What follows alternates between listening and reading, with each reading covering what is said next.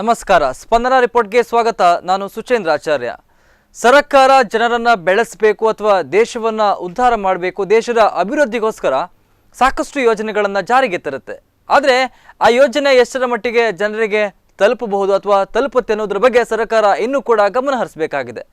ಯಾಕೆ ಈ ಮಾತನ್ನು ಹೇಳ್ತಿದ್ದೀನಿ ಅಂತ ಹೇಳಿದರೆ, ರಾಜ್ಯದಲ್ಲಾಗಿರ್ಬೋದು ಅಥವಾ ನಮ್ಮ ದೇಶದಲ್ಲಾಗಿರ್ಬೋದು ವಿದ್ಯುತ್ ಸಮಸ್ಯೆ ತುಂಬ ಇದೆ. ಹೀಗಾಗಿ ಸರ್ಕಾರ ಈ ಒಂದು ವಿದ್ಯುತ್ನ ಒಂದು ಉದ್ದೇಶವನ್ನು ನಿಟ್ಟಿನಲ್ಲಿ ಹಲವಾರು ಕ್ರಮಗಳನ್ನು ಕೈಗೊಂಡಿದೆ. ಫಾರ್ ಎಕ್ಸಾಂಪಲ್ ಹೇಳಬೇಕಂತ ಹೇಳಿದರೆ, ವಿದ್ಯುತ್ತನ್ನು ಉಳಿತಾಯ ಮಾಡುವ ನಿಟ್ಟಿನಲ್ಲಿ LED ಬಲ್ಬನ್ನು ತಂತು. ಆದರೆ ಇದು ಎಷ್ಟರ ಮಟ್ಟಿಗೆ ಜಾರಿಗೆ ಬಂದು ಜನರವರಿಗೆ ತಲುಪಿದೆ ಅನ್ನುವಂಥದ್ದು ಒಂದು ಗೊಂದಲಮಯವಾಗಿದೆ. ಯಾಕೆಂತ ಹೇಳಿದ್ರೆ, ಇತ್ತೀಚಿನ ದಿನದಲ್ಲಿ ರಾಜ್ಯ ಸರ್ಕಾರದ ಹೊಸ ಬೆಳಕು ಯೋಜನೆ ಏನಿದೆ ಕಣ್ಮರೆ ಆಗ್ತಾ ಇದೆ. ಇದ್ರ ಬಗ್ಗೆ ಇನ್ನಷ್ಟು ನನ್ನ ಜೊತೆ ಮಾತಾಡಲಿಕ್ಕೆ ಉಡುಪಿ ಜಿಲ್ಲಾ ವಿದ್ಯುತ್ ಗುತ್ತಿಗೆದಾರ ಸಂಘದ ಅಧ್ಯಕ್ಷರಾದಂತಹ ನಾಗರಾಜ್ ಅವರಿದ್ದಾರೆ. ಸರ್ ನಮಸ್ತೆ, ಕಾರ್ಯಕ್ರಮಕ್ಕೆ ಸ್ವಾಗತ.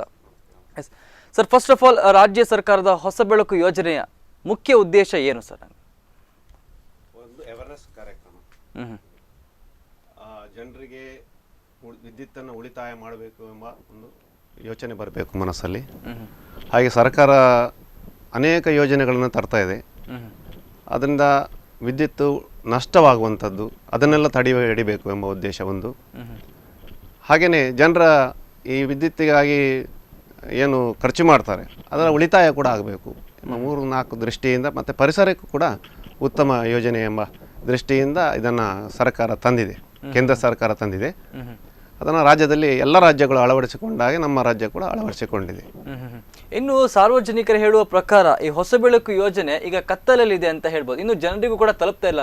ಕಳೆದ 1 ವರ್ಷ ಏನಿದೆ, ಈ LED ಬಲ್ಬನ್ನು ಖರೀದಿಸುವಾಗ, ಹೊಸ ಬೆಳಕು ಯೋಜನೆಯಡಿ ಬಂದಂತಹ ಬಲ್ಬನ್ನು ಖರೀದಿಸುವಾಗ ಒಂದು ಗ್ಯಾರಂಟಿ ಇತ್ತು, ವಾರಂಟಿ ಇತ್ತು, ರಿಟರ್ನ್ ಕೊಡ್ಬೋದು ಅಂತ ಇತ್ತು. ಆದರೆ ಆ ಯೋಜನೆ ಕೂಡ ಈಗ ಕಣ್ಮರೆಯಾಗಿದೆ. ಇದರಿಂದ ತುಂಬಾ ಜನರು ತತ್ತರಿಸ್ತಾ ಇದ್ದಾರೆ, ಗೊಂದಲಮಯವಾಗಿದ್ದಾರೆ. ಇದ್ರ ಬಗ್ಗೆ ಏನ್ ಹೇಳ್ತೀರಾ? ಇಲ್ಲ, ಕೇಂದ್ರ ಸರ್ಕಾರ ಪ್ರಥಮವಾಗಿ ಜಾರಿಗೆ ಮಾಡುವಾಗ ಸುಮಾರು ಒಂದು 40 ರೂಪಾಯಿ ಆಲ್ಮೋಸ್ಟ್ ಏನೋ ಕೊಟ್ಟಿದ್ದಾರೆ. ಅದನ್ನು ರಾಜ್ಯದಲ್ಲಿ ಅಳವಡಿಸಿಕೊಳ್ಳುವಾಗ ಅದಕ್ಕೊಂದು 40 ರೂಪಾಯಿ ಸೇರಿಸಿ 100 ರೂಪಾಯಿ ಇತ್ತು, ಒಂದು 20 ರೂಪಾಯಿ ಕಮ್ಮಿ ಮಾಡಿ 40 ರೂಪಾಯಿ ಮಾಡಿ 80 ರೂಪಾಯಿ ಮಾಡಿ ಜನರಿಗೆ ಹಂಚಿದ್ದಾರೆ. ಅದನ್ನು ಮೆಸ್ಕಾಂ ಅವರ ಕಾರ್ಯವ್ಯಾಪ್ತಿಯಲ್ಲಿ ಎಲ್ಲೆಲ್ಲಿ ಆಫೀಸ್ಗಳಿವೆ, ಸಬ್ ಡಿವಿಷನ್ಗಳಿವೆ, ಅಲ್ಲೆಲ್ಲ ಒಂದು ಚಿಕ್ಕ ಹೊರಗಿಂದ ಅದನ್ನು ಇಟ್ಟು ಹಂಚಿದ್ದಾರೆ. ಅದು ತುಂಬ ಉಪಯೋಗ ಆಗಿದೆ, ಇಲ್ಲ ಅಂತ ಹೇಳೋದಿಲ್ಲ. ಸರ್ಕಾರ ಭಾರಿ ಅತ್ಯುತ್ತಮ ಯೋಜನೆ ಹೊಂದಿದೆ. ಆದರೆ ಅದು ಸರಿಯಾಗಿ ಇಂಪ್ಲಿಮೆಂಟ್ ಮಾಡಲಿಕ್ಕೆ ಸರ್ಕಾರ ವಿಫಲ ಆಗಿದೆ ಅಂತ ಹೇಳಲಿಕ್ಕೆ ಇಷ್ಟಪಡ್ತೇನೆ. ಯಾಕಂದರೆ ಹಲವಾರು ಮಂದಿಗೆ ತಗೊಂಡಿದ್ದಾರೆ, ಈಗ ಅದು ಹಾಳಾಗಿದೆ. ಅದನ್ನು ರಿಪ್ಲೇಸ್ಮೆಂಟ್ ಕೊಡ್ತೇನೆ ಅಂತ ಅವರು ಆಶ್ವಾಸನೆ ಕೊಟ್ಟಿದ್ದಾರೆ. ಕೊಟ್ಟ ಆಶ್ವಾಸನೆ ಉಳಿಸ್ಕೊಳ್ಳಿಲ್ಲ ಸರ್ಕಾರ, ಯಾವುದೋ ಒಂದು ಕೆಟ್ಟ ಕಂಪನಿಗೆ ಕೊಟ್ಟಿದ್ದಾರೆ. ಅದರಿಂದ ಅವರು ಇವಾಗ ಅಲ್ಲಿ ಕಚೇರಿನೇ ಇಲ್ಲ. ಅವರು ಇದು ಮೆಸ್ಕಾಂ ಇಲಾಖೆ ಕೋಲ್ ಕೊಟ್ಟು ಓಡಿಸ್ಕೊಳ್ಳೋದು ಅಂತ ಹೇಳ್ತಾರಲ್ಲ, ಅದೇ ರೀತಿ ಆಗಿದೆ. ಮೆಸ್ಕಾಂನವರೊಂದು ಸ್ಥಳಾವಕಾಶ ಕೊಟ್ಟು ಇವರನ್ನು ಮಾರಾಟ ಮಾಡಲಿಕ್ಕೆ, ಹೊರಗಿನ ಕಂಪನಿ ಅದು ಮಾರಾಟ ಮಾಡಲಿಕ್ಕೆ ಅನುವು ಮಾಡಿಕೊಟ್ರು. ಯಾವಾಗಲೂ ಸ್ಥಳೀಯ ಜನರು ಏನು ಮಾಡ್ತಾರೆ, ಮೆಸ್ಕಾಮನ್ನು ನಂಬ್ತಾರೆ, ಅವ್ರು ಯಾವಾಗಲೂ ಸಿಗ್ತಾರೆ ಎಂಬ ದೃಷ್ಟಿಯಿಂದ. ಅದಕ್ಕೆ ಅವರು ಆ ಯೋಜನೆ ಕಮ್ಮಿ, ಆವಾಗ 400 ರೂಪಾಯಿ ಏನೋ ಇತ್ತು ಬಲ್ಬಿಗೆ ರೇಟು, 80 ರೂಪಾಯಿ ಸಿಗೋ ಆಲ್ಮೋಸ್ಟು ಇವರು ಅದಕ್ಕೆ ಹೋಗಿದ್ದಾರೆ. ಗ್ರಾಹಕರು ಮುಗಿಬಿದ್ದಿದ್ದಾರೆ, ಅದನ್ನು ಪರ್ಚೇಸ್ ಮಾಡಿದ್ದಾರೆ. ಇವಾಗ ಅದು ಫ್ಲ್ಯಾಶ್ ಆಗುವಂಥದ್ದು ಅಥವಾ ಉರಿಯದೇ ಇರುವಂಥದ್ದು ಎಲ್ಲ ಆಗಿದೆ. ಅನೇಕ ಹೆಚ್ಚಿನ ಕಡೆಗಳಲ್ಲಿ ಅದನ್ನು ಮೂಲೆ ಗುಂಪು ಮಾಡಿದ್ದಾರೆ. ಇನ್ನು ಪ್ರಥಮ ಬಾರಿಗೆ ಬಂದವಾಗ ಆ ಬಲ್ಪಿನ ಬೆಲೆ, LED ಬಲ್ಬ್ನ ಬೆಲೆ 100 ರೂಪಾಯಿ ಇತ್ತು. ಸಡನ್ ಆಗಿ 20 ರೂಪಾಯಿಯನ್ನ ಕಡಿಮೆ ಮಾಡಿ 80 ರೂಪಾಯಿಗೆ ತಂದ್ರು. ಆದ್ರೆ ಇದಕ್ಕಿಂತ ಮೊದಲು ಕೊಂಡುಕೊಳ್ಳುವಂತವರಿಗೆ ಸ್ವಲ್ಪ ಕಾಸ್ಟ್ಲಿ ಆಗಿದೆ. ಸೊ ಅದ್ರ ಬಗ್ಗೆ ಏನ್ ಹೇಳ್ತೀರಾ? ಇಲ್ಲ, ಅದು ಆಕ್ಚುಲಿ ಪ್ರಕಾರ ಯಾವುದೇ ಒಂದು ಯೋಜನೆ ಆಗಲಿ, ಒಂದು ಕಾರ್ಯರೂಪಕ್ಕೆ ತರಬೇಕಾದ್ರೆ ಒಂದು 100 ಸಲ ಯೋಚನೆ ಮಾಡಬೇಕು. ಅಂತಹ ನಿಟ್ಟಿನಲ್ಲಿ ಒಂದು ಯೋಚನೆ ಮಾಡಿ ತರಲಿಲ್ವಾ ಯೋಚನೆ? ಖಂಡಿತ ತರಲಿಲ್ಲ. ಯಾಕಂದ್ರೆ ಅದು ಕೇಂದ್ರ ಸರ್ಕಾರ ಕೊಟ್ಟಿದೆ ಕಮ್ಮಿಯಲ್ಲಿ. ಅದಕ್ಕೆ ರಾಜ್ಯಕ್ಕೆ ಬರುವಾಗ ಏನೋ ಅವ್ರದ್ದು ಟ್ರಾನ್ಸ್ಪೋರ್ಟೇಷನ್ ಚಾರ್ಜಸ್ ಎಲ್ಲ ಇರ್ತದೆ, ಅದನ್ನ ಸೇರಿಸಿ ಒಂದು ಫೈನಲ್ ಅಂತ ಮಾಡಿ ಕೊಡ್ಬೋದಿತ್ತು. ಇಲ್ಲಿ ಖಾಸಗಿ ಆಗಿ ಕೊಟ್ಟಿರೋದ್ರಿಂದ ಏನೋ ಬೇರೆ ವಾಸನೆಗಳು ಇರ್ಬೋದು, ನಮಗೆ ಅದರ ಗೊತ್ತಾಗೋದು ಗುಟ್ಟು. ಅದು ಟಾಪ್ ಲೆವೆಲ್ ಆಗುವಂಥದ್ದು ಇದೆಲ್ಲ ಟೆಂಡರ್ಗಳು. ಟಾಪ್ ಲೆವೆಲ್ ಆಗುವಾಗ ಏನೇನು ಅದು ಸರ್ಕಾರ ಯೋಜನೆಗಳ ಹಮ್ಮಿಕೊಳ್ತವೆ, ಏನೇನು ಅದಕ್ಕೆ ಒಂದು ಇದು ರೆಸ್ಟ್ರಿಕ್ಷನ್ ಆಗ್ತಾರೆ, ಇಂಥ ಕೊಡಬೇಕು. ಆ ಗ್ಯಾರಂಟಿ ಇರುವುದರಿಂದ ಸ್ವಲ್ಪ ರೇಟ್ ಕಾಸ್ಟ್ ಇಟ್ಟಿರ್ಬೋದು, 2ನೇ ಬಾರಿ ಕೊಡಬೇಕು ಅಂತ ದೃಷ್ಟಿಯಿಂದ. ಆದರೆ ಅವರು ವಹಿಸಿಕೊಂಡ ಸಂಸ್ಥೆ ಸರಿಯಾಗಿ ನಿಭಾಯಿಸಿಲ್ಲ ಅಂತ ನನ್ನ ಭಾವನೆ. ನಾನು ಇದ್ರ ಬಗ್ಗೆ ಒಂದು ಪ್ರಶ್ನೆ ಕೇಳ್ತೇನೆ. ಈ ವಹಿಸಿಕೊಂಡ ಸಂಸ್ಥೆ ಏನು ಒಳ್ಳೇದಿಲ್ಲ ಅಂತ ಹೇಳ್ತಾ ಇದ್ದೀರಿ. ಒಂದು ಯೋಜನೆಯನ್ನು ಒಬ್ಬ ಗುತ್ತಿಗೆದಾರನಿಗೆ ಕೊಡ್ಲಿಕ್ಕಿಂತ ಮುಂಚೆ ಒಂದು ಫೀಡ್ಬ್ಯಾಕ್ ಅಂತ ಇರುತ್ತೆ. ಆ ಗುತ್ತಿಗೆದಾರನ ಬ್ಯಾಕ್ ಗ್ರೌಂಡ್ ಏನು ಮಾಡ್ತಾ ಇದ್ದ, ಅವನ ಕಂಪನಿ ಹೇಗಿದೆ, ಇದೆಲ್ಲ ಕೂಡ ತಿಳ್ಕೊಂಡು ಒಂದು ಗುತ್ತಿಗೆಯನ್ನು ಕೊಡಬೇಕಾಗತ್ತೆ. ಆದ್ರೆ ಸರ್ಕಾರ ಈ ಒಂದು LED ಬಲ್ಬ್ ಏನು ಮಾಡುವಂತಹ ನಿಟ್ಟಿನಲ್ಲಿ ಸರಿಯಾಗಿ ವ್ಯವಸ್ಥಿತವಾಗಿ ಆ ಕಂಪನಿಯನ್ನು ನೋಡ್ಲಿಲ್ವಾ? ಹಾಗಾದ್ರೆ ನೋಡಿದೆ, ಇಲ್ಲಿ 3-4 ವಿಧ ಇದೆ. ಕೇಂದ್ರ ಸರ್ಕಾರ ತಂದಿರುವಂಥ ಯೋಜನೆ ಅದು ಚೈನಾದಿಂದ ಬರುವಂಥದ್ದನ್ನು ನಿಲ್ಲಿಸಬೇಕು ಎಂಬ ದೃಷ್ಟಿ ಒಂದು. ಲೋಕಲ್ ಜನರಿಗೆ ಕೆಲಸ ಆಗಬೇಕು. ನಮ್ಮ ಭಾರತದಲ್ಲಿ ತಯಾರಾದಂಥ LED ಅದು, ಭಾರತದಲ್ಲಿ ತಯಾರಾದಂಥ LEDಯನ್ನು ಸಮರ್ಪಕವಾಗಿ ಟೆಸ್ಟಿಂಗ್ ವಿತರಣೆ ಮಾಡುವಲ್ಲಿ ವಿಫಲರಾಗಿದೆ. ಯಾಕೆಂದರೆ ವಿತರಣೆ ಕೊಡುವಾಗ ಆ ಕಂಪನಿಗೆ ಒಂದು ಕೊಟ್ಟಿರ್ತಾರೆ, ಹೀಗೆ ಮಾಡಬೇಕು ಅಂತ. ನೀನು ಗ್ಯಾರಂಟಿ ಇರುವಾಗ ಅದನ್ನು ರಿಪ್ಲೇಸ್ಮೆಂಟ್ ಕೊಡಬೇಕೆಂಬ ಕಂಡೀಷನಲ್ಲೇ ಕೊಟ್ಟಿರ್ತಾರೆ, ಸುಮ್ಮನೆ ಕೊಟ್ಟಿರೋದಿಲ್ಲ. ಆದರೆ ಅಲ್ಲಿ ಆ ಇಲಾಖೆ ಏನಾಗಿದೆ, ಇಂಧನ ಇಲಾಖೆಯಲ್ಲಿ ಏನಾಗಿದೆ, ರಾಜಕಾರಣಿಗಳ ಕೈವಾಡ ಇರ್ಬೋದು, ಯಾರಿಗೆ ಕೊಟ್ಟಿದ್ದಾರೆ ಗೊತ್ತಿಲ್ಲ, ಅವರು ಅದನ್ನು ವಿಫಲಗೊಳಿಸಿದ್ದಾರೆ. ಈ ಯೋಜನೆಯನ್ನು ವಿಫಲಗೊಳಿಸಿದ್ದಾರೆ, ರಾಜ್ಯದ ಮಟ್ಟಿಗೆ ಹೇಳಬೇಕಾದ್ರೆ ವಿಫಲಗೊಳಿಸಿದ್ದಾರೆ ಅಂತ ಹೇಳ್ಬೋದು. ಹಾಗಾದರೆ ಇದರಿಂದ ನಷ್ಟ ಆಗ್ತಿರುವಂಥದ್ದು ಜನಸಾಮಾನ್ಯರಿಗಲ್ವ ಸರ್? ಹಾಗಾದರೆ ಜನಸಾಮಾನ್ಯರಿಗೆ ಮಾತ್ರವಲ್ಲ, ಈಗ ಯಾರ್ಯಾರು ಅದನ್ನು LEDಗೆ ಹೋಗಿದ್ದಾರೆ, ಕೆಲವರೊಬ್ಬರು ಒಳ್ಳೆ ರೀತಿಯಲ್ಲಿ ಮಾಡಿದ್ದಾರೆ. ಯಾಕಂದರೆ ಒಮ್ಮೆ LEDಗೆ ಹೋದವ ಸೆಕೆಂಡ್ಲಿ ನಿಮ್ಮ ಟ್ರಾನ್ಸ್ಪರೆಂಟ್ ಬಲ್ಬಿಗೆ ಬರೋದಿಲ್ಲವ, ಅಂದರೆ ಗೊತ್ತಿರ್ತದೆ. ಯಾಕಂದರೆ ಒಂದು ಟಾಯ್ಲೆಟಿಗೆ, ವಾಶ್ರೂಮಿಗೆ 40 ವ್ಯಾಟ್ ಬಲ್ಬ್ ಹಾಕ್ತಾಯಿದ್ರು. ಇವಾಗ ಕೇವಲ ಅದು LED 5 ವ್ಯಾಟ್ ಬರ್ತದೆ. 5 ವ್ಯಾಟಲ್ಲಿ ಬೇಕಾದಷ್ಟು ಬೆಳಕಾಗುತ್ತೆ. ಸೊ ಇದೊಂದು ಅವೇರ್ನೆಸ್, ಅಲ್ಲಿ ಗ್ರಾಹಕನ ಕಿಸೆಯೂ ಕೂಡ ಉಳಿತಾಯ ಆಗುತ್ತೆ, ಇದರಿಂದ ಪರಿಸರಕ್ಕೂ ಕೂಡ ಉಳಿತಾಯ ಆಗುತ್ತೆ. ಅಂದರೆ ಒಂದು 40 ವ್ಯಾಟ್ ನೀವು ಟ್ರಾನ್ಸ್ಪರೆಂಟ್ ಬಲ್ಬ್ ಹಾಕಿದರೆ ಅದು ಬಿಸಿ ಜಾಸ್ತಿ ಆಗ್ತದೆ ಪರಿಸರದಲ್ಲಿ, ಬಿಸಿನೂ ಕೂಡ ಕಮ್ಮಿ ಆಗ್ತದೆ. ಬಿಸಿ ಕಮ್ಮಿ ಆಗುವಾಗ ಪರಿಸರ ಕೂಡ ಒಳ್ಳೆಯದಾಗುತ್ತೆ. ಮತ್ತು ಮೆಸ್ಕಾಮಿಗೂ ಕೂಡ ಜಾಸ್ತಿ ಜನರಿಗೆ ಹಂಚ್ಬೋದು, ವಿದ್ಯುತ್ತನ್ನು ಬರುವಂಥ ವಿದ್ಯುತ್ತನ್ನು ಜಾಸ್ತಿ ಜನರಿಗೆ ಹಂಚ್ಬೋದು. ಅದೊಂದು ಇಂಪ್ರೂವ್ಮೆಂಟ್ ಆಗುತ್ತೆ ಅಂತ ಅದು ಮಾಡಿದ ಯೋಜನೆ ಎಲ್ಲಿ ಕೇಂದ್ರ ಸರ್ಕಾರ. ಮತ್ತು ಸ್ಥಳೀಯವಾಗಿಯೇ ಕಂಪನಿಗೆ ಕೊಡಬೇಕೆಂಬ ಉದ್ದೇಶ ಕೂಡ ಇದೆ. ಅಂದರೆ ಅಲ್ಲಿ ಕೇಂದ್ರ ಸರ್ಕಾರದ ಏನು ಇಂಪೋರ್ಟ್ ಮಾಡಿ ಅದನ್ನು ಹಂಚಬೇಕು ಅಂತ ಏನು ಇಲ್ಲ, ಲೋಕಲ್ ಆಗಿ ಯಾರು ಮ್ಯಾನುಫ್ಯಾಕ್ಚರ್ ಮಾಡಿದ್ದಾರೆ ಅವರಿಗೆ ಕೊಡಬೇಕು ಅಂತ. ಆದರೆ ಅದನ್ನು ಫೈನಲ್ ಹಂತಕ್ಕೆ ತಲುಪುವಾಗ ಸರಿಯಾದ ಒಂದು ಮಾರ್ಗದರ್ಶನ ಕೊಟ್ಟು ಸರಿಯಾದ ಕಂಪನಿಗೆ ಅವನಿಗೆ ಇಂಥ ಡೆಪಾಸಿಟ್ ಇಡುವಂಥದ್ದು ಏನಾದರೂ ಒಂದು ಮಾಡಬೇಕಿತ್ತು. ಅದು ಮಾಡಿಲ್ವೋ ಏನೋ, ಅದರ ಸಂಪೂರ್ಣ ಪಿಕ್ಚರ್ ಇದು ಅದನ್ನು ಬಹಿರಂಗಪಡಿಸಿಲ್ಲ ಯಾರು ಕೂಡ.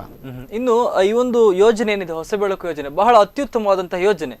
ಒಂದು ಕಡೆ ಜನರಿಗೆ ಒಂದು ವಿದ್ಯುತ್ ಬಿಲ್ ಏನ್ ಬರ್ತದೆ, ದರ ಬರ್ತದೆ, ಅದರಲ್ಲಿ ಕೂಡ ಕಡಿಮೆ ಆಗ್ತದೆ. ಇನ್ನೊಂದು ರಾಜ್ಯಕ್ಕೆ ವಿದ್ಯುತ್ ಉಳಿತಾಯ ಕೂಡ ಖಂಡಿತ. ಈ ನಿಟ್ಟಿನಲ್ಲಿ ಸರ್ಕಾರ ಒಳ್ಳೆ ದಿಸೆಯಲ್ಲಿ ಸಾಗಬೇಕು, ಸರ್ಕಾರಕ್ಕೂ ಕೂಡ ಲಾಭ ಇದೆ. ಆ ನಿಟ್ಟಿನಲ್ಲಿ ಯಾಕೆ ಈ ರೀತಿ ಆಯ್ತು ಅಂತ?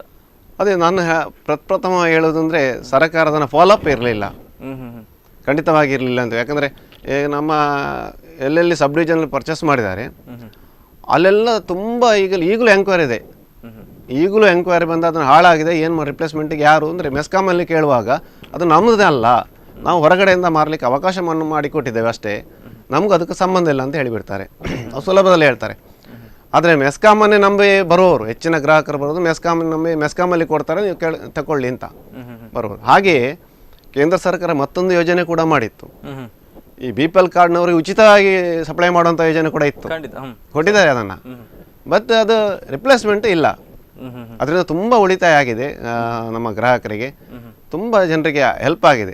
ಆದರೆ ಇವತ್ತಿಗೂ ಕೂಡ ಇವತ್ತಿಗೂ ನಮ್ಮ ಮತ್ತು ಗ್ರಾಹಕರು ಕೂಡ ಕೆಲವೊಂದು ತಪ್ಪುಗಳಿದೆ ಅಂತ ನಾನು ಭಾವಿಸ್ತೇವೆ. ಯಾಕೆಂದರೆ ಈಗ ಅದನ್ನು ಗ್ಯಾರಂಟಿ ಪೀರಿಯಡ್ ಒಳಗಡೆ ಹಾಳಾದ ತಕ್ಷಣ ಗ್ರಾಹಕರ ವೇದಿಕೆ ಇದೆ, ಕೋರ್ಟಿಗೆ ಹೋಗ್ಬೋದು, ಅಥವಾ ಬಳಕೆದಾರರ ವೇದಿಕೆ ಮುಖಾಂತರ ಒಂದು ಸೂಟ್ ಫೈಲ್ ಮಾಡಿದರೆ ಅವ ಹಂಚಿದವನ ಹತ್ರ ಬಿಲ್ ಇರ್ತದೆ ಅಲ್ಲ, ಅವನನ್ನು ಕಟಕಟೆಗೆ ಎಳಿಬೋದು.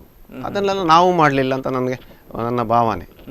ಇನ್ನು ಸ್ಟ್ರೀಟ್ ಸೈಡ್ ನೋಡ್ಬೋದು, ರೋಡ್ ಹತ್ರ ಅಥವಾ ರೋಡಲ್ಲಿ ಸ್ಟ್ರೀಟ್ ಲೈಟ್ಸ್ ಏನಿದೆ ಅಲ್ಲಿ ಕೂಡ ಒಂದು LED ಬಲ್ಬ್ ಅನ್ನು ಬಳಸ್ತಾ ಇರುವಂತದ್ದು. ಹೌದು, ಇದರಿಂದ ಯಾವ ರೀತಿಯಾದಂತಹ ಎಫೆಕ್ಟ್ ಆಗ್ತದೆ? ಖಂಡಿತವಾಗಿ. ಯಾಕಂದ್ರೆ ಈ 400 ಒಂದು ಈ ಮರ್ಕ್ಯೂರಿ ಲೈಟ್ ಏನು ಹೇಳ್ತಾರೆ, ಅದು 400 ವ್ಯಾಟ್ಸ್ ಇರ್ತದೆ, 400 ವ್ಯಾಟ್ಸ್. ನೀವು ಅದನ್ನು ಇದಕ್ಕೆ 80 ವ್ಯಾಟ್ಸಿಗೆ ಕನ್ವರ್ಟ್ ಮಾಡ್ಬೋದು. ಇದು LED-ಯಲ್ಲಿ 100 ವ್ಯಾಟ್ಸ್ನ ಒಳಗಡೆ ಅಷ್ಟು 400 ವ್ಯಾಟ್ಸ್ ಬೆಳಕು ಬರ್ತದೆ, ಅಷ್ಟು ಬರುತ್ತೆ. ನಮ್ಮ ಉಡುಪಿ ಜಿಲ್ಲೆಯಲ್ಲಿ ಏನಾಗಿದೆ ಅಂದರೆ ಸ್ವಲ್ಪ ಪ್ರಾಬ್ಲಮ್ ಏನಂದರೆ, ನಮ್ಮ ಈ ಗುಡುಗು ಸಿಡಿಲು ಬರುವಾಗ ಈ LED-ಗಳು ಅದರ ತುಂಬ ಕಮ್ಮಿ ಇದೆ.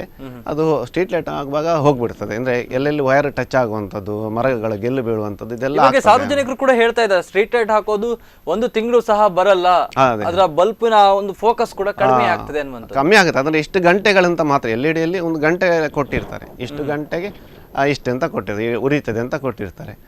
ಬಟ್ ಅದರಲ್ಲಿ ನನ್ನ ಲೆಕ್ಕದಲ್ಲಿ ಅದು ಜಾಸ್ತಿ ನಗರ ಪ್ರದೇಶಕ್ಕಿಂತ ಗ್ರಾಮೀಣ ಭಾಗದಲ್ಲಿ ಪ್ರಾಬ್ಲಮ್ ಆಗುತ್ತೆ. ಎಲ್ಲಿ ಮರಗಳು ಬಿದ್ದು ಗೆಲ್ಲು ಬಿದ್ದು ಅದು ಡಬಲ್ ಫೇಸ್ ಆಗಿ ಹೋಗುವಂಥದ್ದೆಲ್ಲ ಇರ್ತದೆ. ಬಟ್ ಇಲ್ಲಿ ಆ ಚಾನ್ಸಸ್ ಕಮ್ಮಿ ನಗರದಲ್ಲಿ. ನಗರದಲ್ಲಿ ಅದು ಹೆಚ್ಚೆಚ್ಚು ಅಳವಡಿಸಿಕೊಳ್ತಾ ಇದ್ದಾರೆ, ಈಗ ಮಾಡಬೇಕು ಅಂತ ನನ್ನ ಒತ್ತಾಯ. ಇನ್ನು ಬಲ್ಬನ್ನು ಕೊಡ್ಲಿಕ್ಕಿಂತ ಮುಂಚೆ ಹೇಳಿದ್ರು ಒಂದು ಗ್ಯಾರಂಟಿ ಅವಧಿಯನ್ನ ನಿಗದಿಪಡಿಸಿದ್ರು.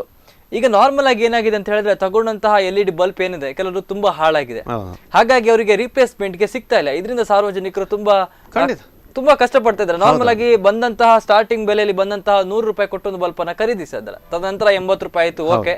ಆದ್ರೆ ತನ್ನಂತಹ ಬಲ್ಬ್ ಈಗ ರಿಪ್ಲೇಸ್ ಇಲ್ಲ ಅಂತ ಹೇಳಿದ್ರೆ ಗ್ರಾಹಕ ಏನ್ ಮಾಡ್ಬೇಕು ಹಾಗಾದ್ರೆ? ನಾನು ಹೇಳಿದೆ ಅದೇ, ಒಂದು ಅವಾಗ ಕೋರ್ಟಿಗೆ ಹೋಗ್ಬೇಕು. ಕೋರ್ಟಲ್ಲಿ ಅದಕ್ಕೆ ಯಾರು ಮಾರಾಟ ಮಾಡಿದಾನೆ, ಇಲ್ಲಿ ಏನಾಗಿದೆ ನಮ್ದು ಒಂದು ನಾವು ಅದನ್ನು ಬಿಲ್ ನನ್ನ ಮನೇಲಿ ನಾನು ಪರ್ಚೇಸ್ ಮಾಡಿ ಬಿಲ್ ಇಟ್ಕೊಳ್ಳೋದಿಲ್ಲ. ಪರ್ಚೇಸ್ ಮಾಡಿ ಆಗ್ತದೆ, ಬಿಲ್ ಇಟ್ಕೊಳ್ಳೋದಿಲ್ಲ. ಬಿಲ್ ಇಲ್ಲದ್ರೆ ನಾವು ಏನು ಫೈಟ್ ಮಾಡ್ಲಿಕ್ಕೆ ಆಗೋದಿಲ್ಲ. ನಾನು ಅಲ್ಲಿ ಪರ್ಚೇಸ್ ಮಾಡಿದ್ರೆ ವಿಟ್ನೆಸ್ ಬೇಕಾಗ್ತದೆ, ಪ್ರೂಫ್ ಬೇಕು. ಪ್ರೂಫ್ ಇಲ್ಲದೆ ಏನು ಮಾಡ್ಲಿಕ್ಕೆ ಆಗೋದಿಲ್ಲ. ಪ್ರೂಫ್ ಇದ್ರೆ ಖಂಡಿತವಾಗಿ ಅವರನ್ನು ಯಾರು ಸೇಲ್ ಮಾಡಿದ್ದಾರೆ ಅವನನ್ನು ಖಂಡಿತವಾಗಿ ಹೇಳ್ತರ್ಬೋದು ನನ್ನ ಭಾವನೆ. ಯಾಕಂದರೆ ಗ್ರಾಹಕರ ವೇದಿಕೆ ಅಂತ ಇದೆ, ಗ್ರಾಹಕರ ಕೋರ್ಟ್ ಅಂತಿದೆ. ಅದು ಯಾವ ಕಂಪನಿ ಕೂಡ ಇದಂತಲ್ಲ, ನಾವು ಎಲ್ಲಿ ಪರ್ಚೇಸ್ ಮಾಡಿದರೂ ಕೂಡ ಗ್ರಾಹಕರ ವೇದಿಕೆಗೆ ಹೋದರೆ ಖಂಡಿತವಾಗಿ ಗ್ರಾಹಕನಿಗೆ ನ್ಯಾಯ ಸಿಗ್ತದೆ. ನಾವು ಒಟ್ಟಾಗಿ ಹೋಗಬೇಕು. ಯಾರಾದ್ರೂ ಒಟ್ಟಾಗಿ ಒಂದು 100 ಜನ ಒಂದು ಕಾಪಲ್ಲಿ ಅದು ಉಡುಪಿಯಲ್ಲಿ 3 ಜನ ಒಂದು ಸೇರಿ ಹೋದರೆ ಖಂಡಿತವಾಗಿ ಗ್ರಾಹಕರ ಮುಖಾಂತರ ಅವರಿಗೆ ನೋಟಿಸ್ ಹೋಗ್ತದೆ, ಎಚ್ಚರಿಕೆ ನೋಟಿಸ್ ಹೋಗ್ತದೆ. ಖಂಡಿತವಾಗಿ ರಿಪ್ಲೇಸ್ಮೆಂಟ್ ಒಂದೋ ಬಲ್ಬ್ ಕೊಡಬೇಕು, ಹಣವನ್ನು ರಿಪ್ಲೇಸ್ಮೆಂಟ್ ಕೊಡಬೇಕು.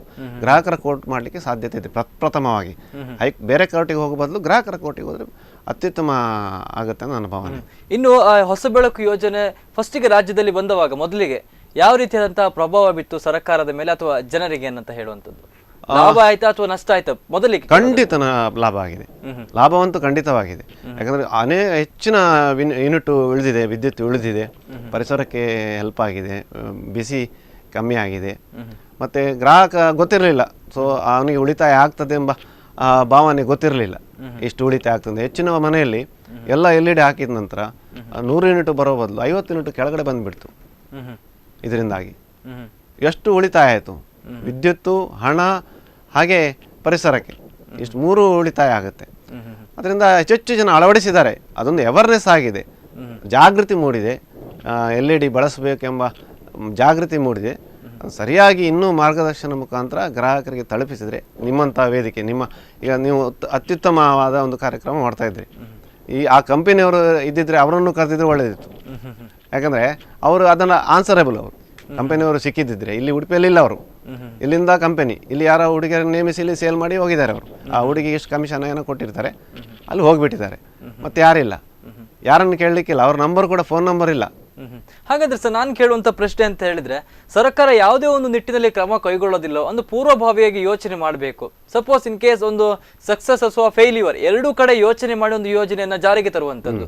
ಒಂದು ಕಡೆ ಸಕ್ಸಸ್ ಆದ್ರೆ ಓಕೆ ನಾವು ಹೀಗೆ ಮಾಡಬೇಕು, ಅಥವಾ ನಾವು ತಂದಂತಹ ಯೋಜನೆ ಎಲ್ಲಾದ್ರೂ ಫೇಲ್ಯೂರ್ ಆಯ್ತಾ, ಅದಕ್ಕೆ ಯಾವ ರೀತಿಯಾದಂತಹ ಕ್ರಮವನ್ನ ಕೈಗೊಳ್ಬೇಕು ಅನ್ನುವಂಥದ್ದು.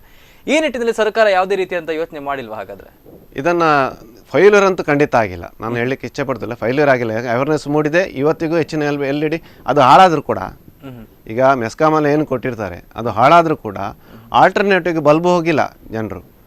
100 ರೂಪಾಯಿಗೆ ಸಿಗುತ್ತೆ ಪುನಃ LED. ಒಂದು ರೀತಿಯಲ್ಲಿ 80 ರೂಪಾಯಿ LED ಕಾನ್ಸೆಪ್ಟ್ ಏನು ಬಂದಿದೆ, ಹಲವಾರು ವಿದೇಶಿ ಕಂಪನಿಗಳಿಗೊಂದು ಎಚ್ಚರಿಕೆ ಆಯಿತು. ಅವರು ಕೂಡ ರೇಟ್ಗಳನ್ನು ತುಂಬ ಕಮ್ಮಿ ಮಾಡಿದ್ದಾರೆ. 80 ರೂಪಾಯಿಗೆ ಇವರು ಕೂಡ ಅವರು ಕೊಡ್ಲಿಕ್ಕೆ ಸ್ಟಾರ್ಟ್ ಮಾಡಿದ್ರು. ನಮ್ಮ ಲೋಕಲ್ ಅಂಗಡಿಗಳಲ್ಲಿ 80 ರೂಪಾಯಿಗೆ ಸಿಗ್ತದೆ. ಅದನ್ನು 80 ರೂಪಾಯಲ್ಲಿ ಪರ್ಚೇಸ್ ಮಾಡಿ ನಾವು ಹಾಕೋಬಹುದು. ಸೊ ಅದರಿಂದ ಸರ್ಕಾರ ಮಾಡಿದ ಒಂದು ಪ್ಲ್ಯಾನಲ್ಲಿ ಇಷ್ಟೆಲ್ಲ ರೇಟ್ಗಳು ಕಮ್ಮಿ ಆಗ್ತದೆ. 300-400 ರೂಪಾಯಿದ ರೇಟ್ಗಳು 80 ರೂಪಾಯಿ ಬಂದಿಡ್ತು. ಅಲ್ಲಿ ಕೂಡ ಅಷ್ಟನ್ನು ಸೇಲ್ ಮಾಡ್ತೀವಿ. ಇವತ್ತಿಗೆ ಉಡುಪಿಯಲ್ಲಿ ಸಿಗ್ತದೆ 80 ರೂಪಾಯಿಗೆ ಬಲ್ಬ್, ಹಾಕ್ಬೋದು. ವಿಫಲ ಅಂತೂ ಆಗಲಿಲ್ಲ, ಅದು ತುಂಬ ಲಾಭ ಆಗಿದೆ ಗ್ರಾಹಕನಿಗೆ. ಬಟ್ ನಮಗೆ ಏನು ಒಮ್ಮೆ ಅವರ ವಾಗ್ದಾನ ಕೊಟ್ಟಿದ್ದಾರೆ, ಒಂದು ಬಲ್ಬನ್ನು 1 ವರ್ಷದೊಳಗಡೆ ನಾವು ಉಚಿತವಾಗಿ ಬದಲಾಯಿಸಿ ಕೊಡ್ತೇವೆ ಅಂತ ಏನು ಹೇಳಿದ್ದಾರೆ, ಅದನ್ನು ಸರ್ಕಾರ ಅದನ್ನು ಫಾಲೋಅಪ್ ಮಾಡಬೇಕಿತ್ತು. ವಿಫಲ ಆಗಿದೆ. ನಾವು ಕೂಡ ನಮ್ಮ ಜಿಲ್ಲೆಯಲ್ಲಿ ಈಗ ಕೆಲವೊಂದು ಪೇಪರ್ಗಳಲ್ಲಿ ಬರಲಿಕ್ಕೆ ಸ್ಟಾರ್ಟ್ ಆಯಿತು. ನಾವು ಕೂಡ ಗ್ರಾಹಕರು ಅದನ್ನು ಅವರನ್ನು ಅವೇರ್ನೆಸ್ ಮಾಡಬೇಕು, ಸರ್ಕಾರವನ್ನು ಎಚ್ಚರಿಸಬೇಕು. ಈ ಥರ ನಮಗೆ ವಾಗ್ದಾನ ನೀವು ಮಾಡಿದ್ದೀರಿ, ಮಾಡಿ ಅಂತ ಜನಪ್ರತಿನಿಧಿಗಳ ಮುಖಾಂತರ ಅದನ್ನು ಕಳಿಸುವಂಥ ವ್ಯವಸ್ಥೆ ಆಗಬೇಕು. ಆದರೆ ಅದು ಅವರು ಎಚ್ಚೆತ್ಕೊಳ್ತಾರೆ ಅನ್ನೋ ಭಾವನೆ ಇಂಧನ ಇಲಾಖೆಗೆ ಹೋದರೆ. ಎಸ್ ಸರ್, ನಿಮ್ಮ ಜೊತೆ ಇನ್ನಷ್ಟು ಮಾತಾಡ್ತೇನೆ. ಎಸ್ ವೀಕ್ಷಕರೇ, ನೀವು ಕಾರ್ಯಕ್ರಮವನ್ನು ನೋಡ್ತಾ ಇದ್ದೀರಾ. ಇದ್ರ ಬಗ್ಗೆ ಇನ್ನಷ್ಟು ಡೀಟೇಲ್ಸ್ ಅನ್ನು ಕೊಡ್ತೀನಿ ಬ್ರೇಕ್ ಬಳಿಕ.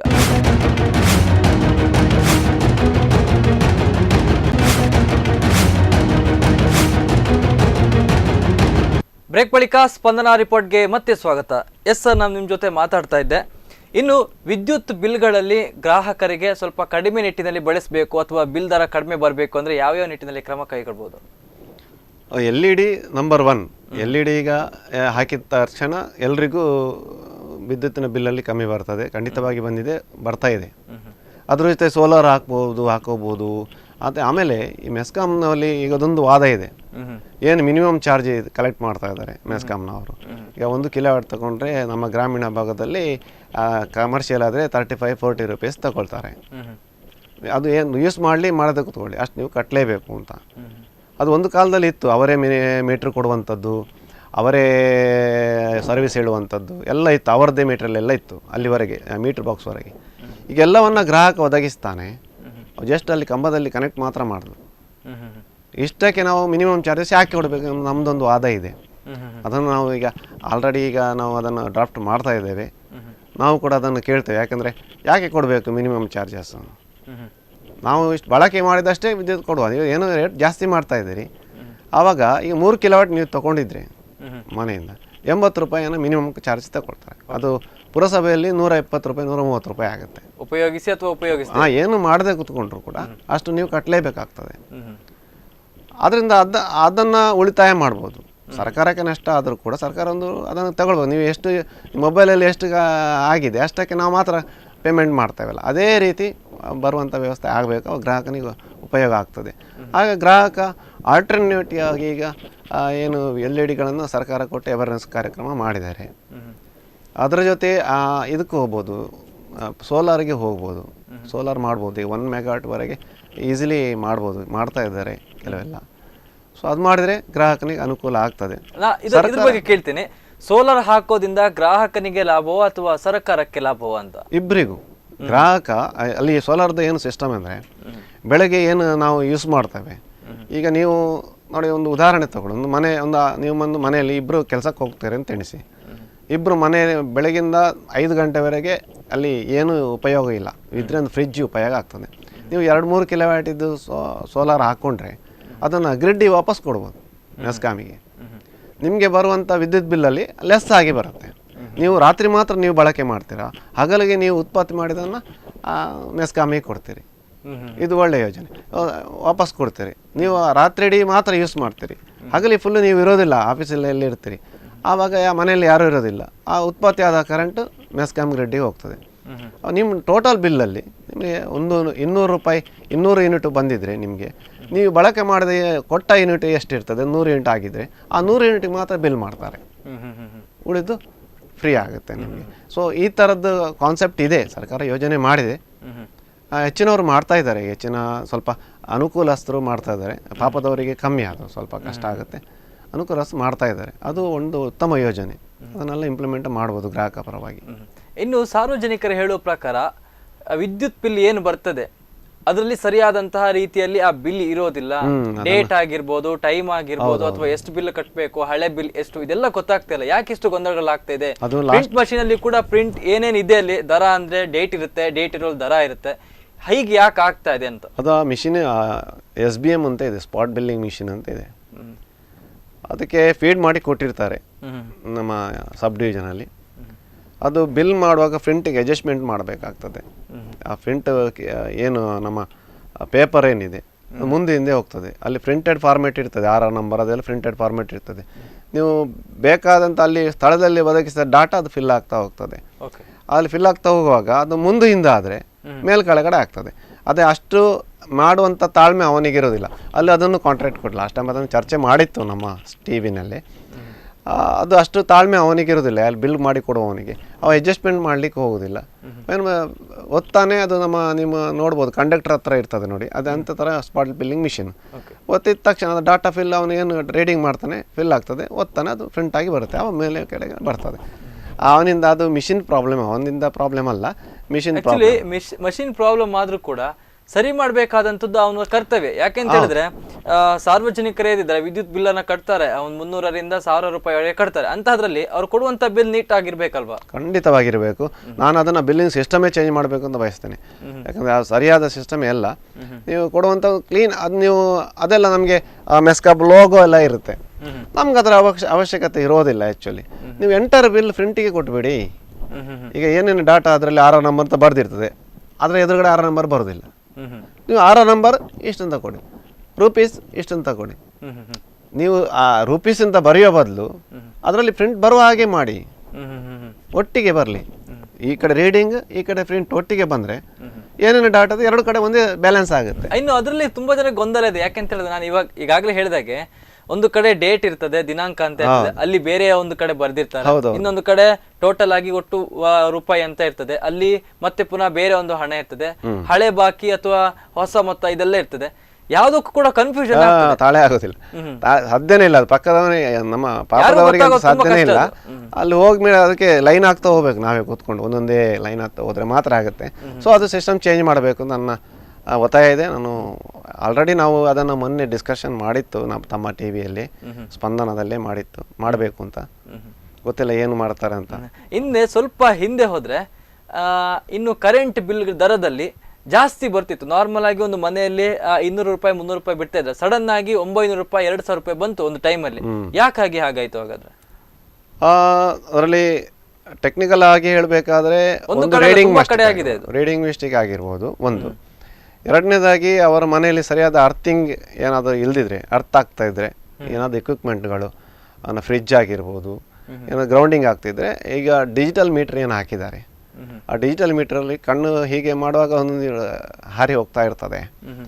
ಸೊ ಅದು ಗ್ರೌಂಡ್ ಆದ ತಕ್ಷಣ ಅಲ್ಲಿ ಯೂನಿಟ್ಗಳು ಜಾಸ್ತಿ ಆಗ್ತಾ ಹೋಗ್ತವೆ. ಮತ್ತು ಈಗ ರೇಟ್ ಜಾಸ್ತಿ ಆದ ತಕ್ಷಣ ಎಲ್ಲವೂ ಜಾಸ್ತಿ ಆಗ್ತದೆ. ಈಗ ಅವರು 10 ರೂಪಾಯಿನ ಸೆಸ್ ಜಾಸ್ತಿ ಹಾಕಿ ಒಂದು 10 ಪೈಸೆನ ಜಾಸ್ತಿ ಆಗ್ತಾನೆ ಅಂತ ಹೇಳ್ತಾರೆ ಯೂನಿಟಿಗೆ. ಅಲ್ಲಿ ನೀವು 100 ಯೂನಿಟ್ ಆಗುವ 100 ರೂಪಾಯಿ ಜಾಸ್ತಿ ಆಯಿತು. 100 ರೂಪಾಯಿಗೆ ಆ 100 ರೂಪಾಯಿಗೆ ಟ್ಯಾಕ್ಸ್ ಕೂಡ ಜಾಸ್ತಿ ಆಗ್ತದೆ. ಟ್ಯಾಕ್ಸ್ ಏನು ಹಾಕ್ತಾರೆ ಅವರು, ಸೆಸ್ ಹಾಕ್ತಾರೆ, ಟ್ಯಾಕ್ಸ್ ಹಾಕ್ತಾರೆ, ಅದೆಲ್ಲ ಜಾಸ್ತಿ ಆಗ್ತಾ ಹೋಗ್ತದೆ. ಹಾಗಾಗಿ ರೇಟ್ ಜಾಸ್ತಿ ಆಗ್ತದೆ. ಇವರು ನಾನು ಯೂನಿಟಿಗೆ 10 ಪೈಸೆ ಮಾತ್ರ ಜಾಸ್ತಿ ಮಾಡಿದ್ದೇನೆ ಅಂತ ಸರ್ಕಾರ ಹೇಳ್ತದೆ ಒಂದು ಕಡೆ. ಯೂನಿಟಿಗೆ 10 ಪೈಸೆ ಕನಿಷ್ಠ ಒಂದು 3 ಕಿಲೋವಾಟ್ ಮನೆಗೆ 150ರಿಂದ 180 ಯೂನಿಟ್ ಖರ್ಚಾಗ್ತದೆ. 180 ರೂಪಾಯಿ ಜಾಸ್ತಿ ಕೊಟ್ಟಂಗಾಯ್ತಲ್ಲ, ಒಂದು ರೂಪಾಯಿ 80 ಪೈಸೆ ಜಾಸ್ತಿ ಕೊಟ್ಟಾಗ್ತದೆ. ಇದರ ಆವಾಗ ಆಟೋಮೆಟಿಕ್ಲಿ ನಿಮಗೆ ಟ್ಯಾಕ್ಸಸ್ ಎಲ್ಲ ಜಾಸ್ತಿ ಬರ್ತದೆ. ಇನ್ನು ಕೆಲವೊಬ್ರು ಹೇಳುವ ಪ್ರಕಾರ LED ಬಲ್ಬ್ ಸಿಸ್ಟಮೇ ಸರಿ ಇಲ್ಲ. ಕೆಲವೊಬ್ಬರಿಗೆ ನಾರ್ಮಲ್ ಆಗಿ ಅವ್ರು ಯೂಸ್ ಮಾಡುವಂಥದ್ದು ಜಾಸ್ತಿ ಹೊತ್ತು ನೋಡೋಕ್ಕಾಗಲ್ಲ, ಅದು ಬೆಳಕಿಗೆ ರಿಫ್ಲೆಕ್ಟ್ ಆಗ್ತದೆ ಕಣ್ಣಿಗೆ ಅನ್ನುವಂಥದ್ದು. ಇಲ್ಲ, ಅದು ಸರಿ, ಆದರೆ ಅದನ್ನೇ ನೋಡ್ರೆ ಕಷ್ಟ. LED ಅಂದರೆ ಸರಿಯಾದ ಕಂಪನಿ ತಗೊಂಡ್ರೆ ಸರಿಯಾಗಿ ಇರುತ್ತೆ, ಇಲ್ಲ ಅಂತ ಹೇಳಿದ್ರೆ ಅದು ಹಾಕುವಂಥ ಸಿಸ್ಟಮು ಮೇಲಿಂದ ಕೆಳಗಡೆ ಹಾಕಬೇಕು, ಎದುರುಗಡೆ ಹೀಗೆ ಹಾಕಬಾರ್ದು. ಸೊ ಸಿಸ್ಟಮ್ ಎಲ್ಲ ಇದೆ, ಸರಿಯಾಗಿ ಗೊತ್ತಿದ್ದವ್ರು ಹಾಕಿದರೆ ಮೇಲೆ. ಮತ್ತು ಒಳ್ಳೆಯ ಕಂಪನಿಗಳು ಫಿಲಿಪ್ಸ್ ಇರ್ಬೋದು ಅಥವಾ ಒಳ್ಳೊಳ್ಳೆ ಇಂಡಿಯಾದ ಕಂಪನಿಗಳಿವೆ, ಅದನ್ನೆಲ್ಲ ಹಾಕಿದರೆ ಅವರು ಸರಿಯಾಗಿ ಮಾಡಿರ್ತಾರೆ. ಮತ್ತು ನಮ್ಮ ಲೋಕಲಿ ಕೆಲವು ಮ್ಯಾನುಫ್ಯಾಕ್ಚರಿಂಗ್ ಮಾಡಿರ್ತಾರೆ.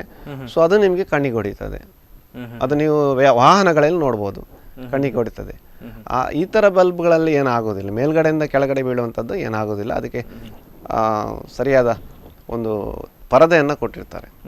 ಇನ್ನು ಮಿನಿಮಮ್ ಅಮೌಂಟ್ ಅಂತ ಏನು ಹೇಳಿದ್ರಿ, ಮಿನಿಮಮ್ ಏನು ಚಾರ್ಜ್ ಮಾಡ್ತೀರಾ? ಸಾಮಾನ್ಯವಾಗಿ ಕೆಲವರು ಹೇಳುವ ಪ್ರಕಾರ ಇದು ಜಾಸ್ತಿ ಆಯ್ತು, ಮಿನಿಮಮ್ ಏನು 80 ರೂಪಾಯಿ ತಗೊಳ್ತೀರಾ ಅಥವಾ ತುಂಬಾ ಜಾಸ್ತಿ ಆಗ್ತಿದೆ, ಯಾಕಷ್ಟು ವಿಧಿಸ್ತೀರಾ? ನಾವು ಕರೆಂಟ್ ಯೂಸ್ ಮಾಡಲೇ ಇಲ್ಲ, ಈ ತಿಂಗಳಿಡೀ ಯೂಸ್ ಮಾಡಲಿಲ್ಲ, ನಾವು ಬೇರೆ ಕಡೆ ಹೋಗಿದ್ವಿ, ಆದರೂ ಯಾಕಿಷ್ಟು ಕರೆಂಟ್ ಬಿಲ್ ಬರ್ತಾ ಇದೆ ಅನ್ನುವಂಥದ್ದು? ಅದೇ ಅದನ್ನು ತೆಗಿಬೇಕು ಅಂದರೆ ನನ್ನ ವಾದ. ಮಿನಿಮಮ್ ನಾವು ಎಷ್ಟು ಕರೆಂಟ್ ಖರ್ಚು ಮಾಡ್ತೇವೆ ಅದರಿಂದ ತುಂಬ ನಷ್ಟ ಆಗ್ತದೆ. ಸರಿ, ಸರ್ಕಾರಕ್ಕೆ ತುಂಬ ನಷ್ಟ ಆಗ್ಬೋದು, ಇಲಾಖೆಗಳಿಗೆ ನಷ್ಟ ಆಗ್ಬೋದು, ಸರಿ. ಅಂದರೆ ಮಿನಿಮಮ್ ಬ್ಯಾಲೆನ್ಸೇ ಒಮ್ಮೆ ಕನೆಕ್ಟ್ ಮಾಡಿದ ತಕ್ಷಣ ಅವನಿಗೆ ಮಿನಿಮಮ್ ಬರ್ತಾ ಇರ್ತದೆ. ಅದೇ ಎಷ್ಟೋ ಕೋಟಿ ರೂಪಾಯಿ ಆಗುತ್ತೆ. ಸೊ ಅದನ್ನು ಬಿಟ್ಟುಕೊಡ್ಲಿಕ್ಕೆ ಕಂಪನಿಗಳು ತಯಾರೇ ಇರುವುದಿಲ್ಲ. ಅವರ ವಾದ ಏನಂದ್ರೆ, ನಾವು ಕೆಲವರಿಗೆ ಉಚಿತವಾಗಿ ಕೊಡ್ತೇವೆ, ಕೆಲವರಿಗೆ ಉಚಿತವಾಗಿ ವಿದ್ಯುತ್ ಕೊಡ್ತೇವೆ, ಸೊ ಅದರ ದುಡ್ಡನ್ನೆಲ್ಲ ಆಗಬೇಕು ನಮಗೆ ಅಂತೆಲ್ಲ ವಾದ ಇದೆ. ಹಾಗಾದ್ರೆ ಸಾರ್ವಜನಿಕರು ಹೇಳೋ ಪ್ರಕಾರ ಮೆಸ್ಕಾಂ ನಮಗೆ ಒಂದು ಹಗಲು ದರೋಡೆ ಮಾಡ್ತಾ ಇದೆ ಅಂತ ಆರೋಪವನ್ನ ಕೂಡ ಮಾಡ್ತಾರೆ. ಹಾಗಾದ್ರೆ ಇದಕ್ಕೇನು ಹೇಳ್ತೀರಾ ನೀವು? ಮೆಸ್ಕಾಂ ಅಂತಲ್ಲ, ಅದು ಇಡೀ ಟೋಟಲ್ ಇದೆ, ಇಡೀ ಕರ್ನಾಟಕದಲ್ಲಿ ಆ ಥರ ಇದೆ. ಬೆಸ್ಕಾಂ ಇರ್ಬೋದು, ಗ್ಯಾಸ್ ಒಂದೇ ರೀತಿ, ಅದು SR ರೇಟ್ ಆಗುವಂಥದ್ದು ಒಂದೇ ರೀತಿ ಆಗ್ತದೆ. ಸ್ವಲ್ಪ ವೇರಿಯೇಷನ್ ನಗರ ಮತ್ತು ಗ್ರಾಮೀಣ ಭಾಗ ಬಿಟ್ಟರೆ KERC ಅಂತ ಇದೆ ಒಂದು, ಕರ್ನಾಟಕ ಅಥಾರಿಟಿ ಕಮಿಟಿ ಅಂತ ಇದೆ. ಸೊ ಅದು ಅವರು ಮಾಡುವಂಥದ್ದು ರೇಟ್ಗಳನ್ನು ಅವರು ಮಾಡಿ ಸರ್ಕಾರದ ಅಪ್ರೂವಲ್ ತಗೊಂಡು ಇಲಾಖೆಗಳಿಗೆ ಕಳಿಸ್ತಾರೆ. ಆವಾಗ ಅಲ್ಲಿ ಅದನ್ನು ನಾವು ಫೈಟ್ ಮಾಡಬೇಕು.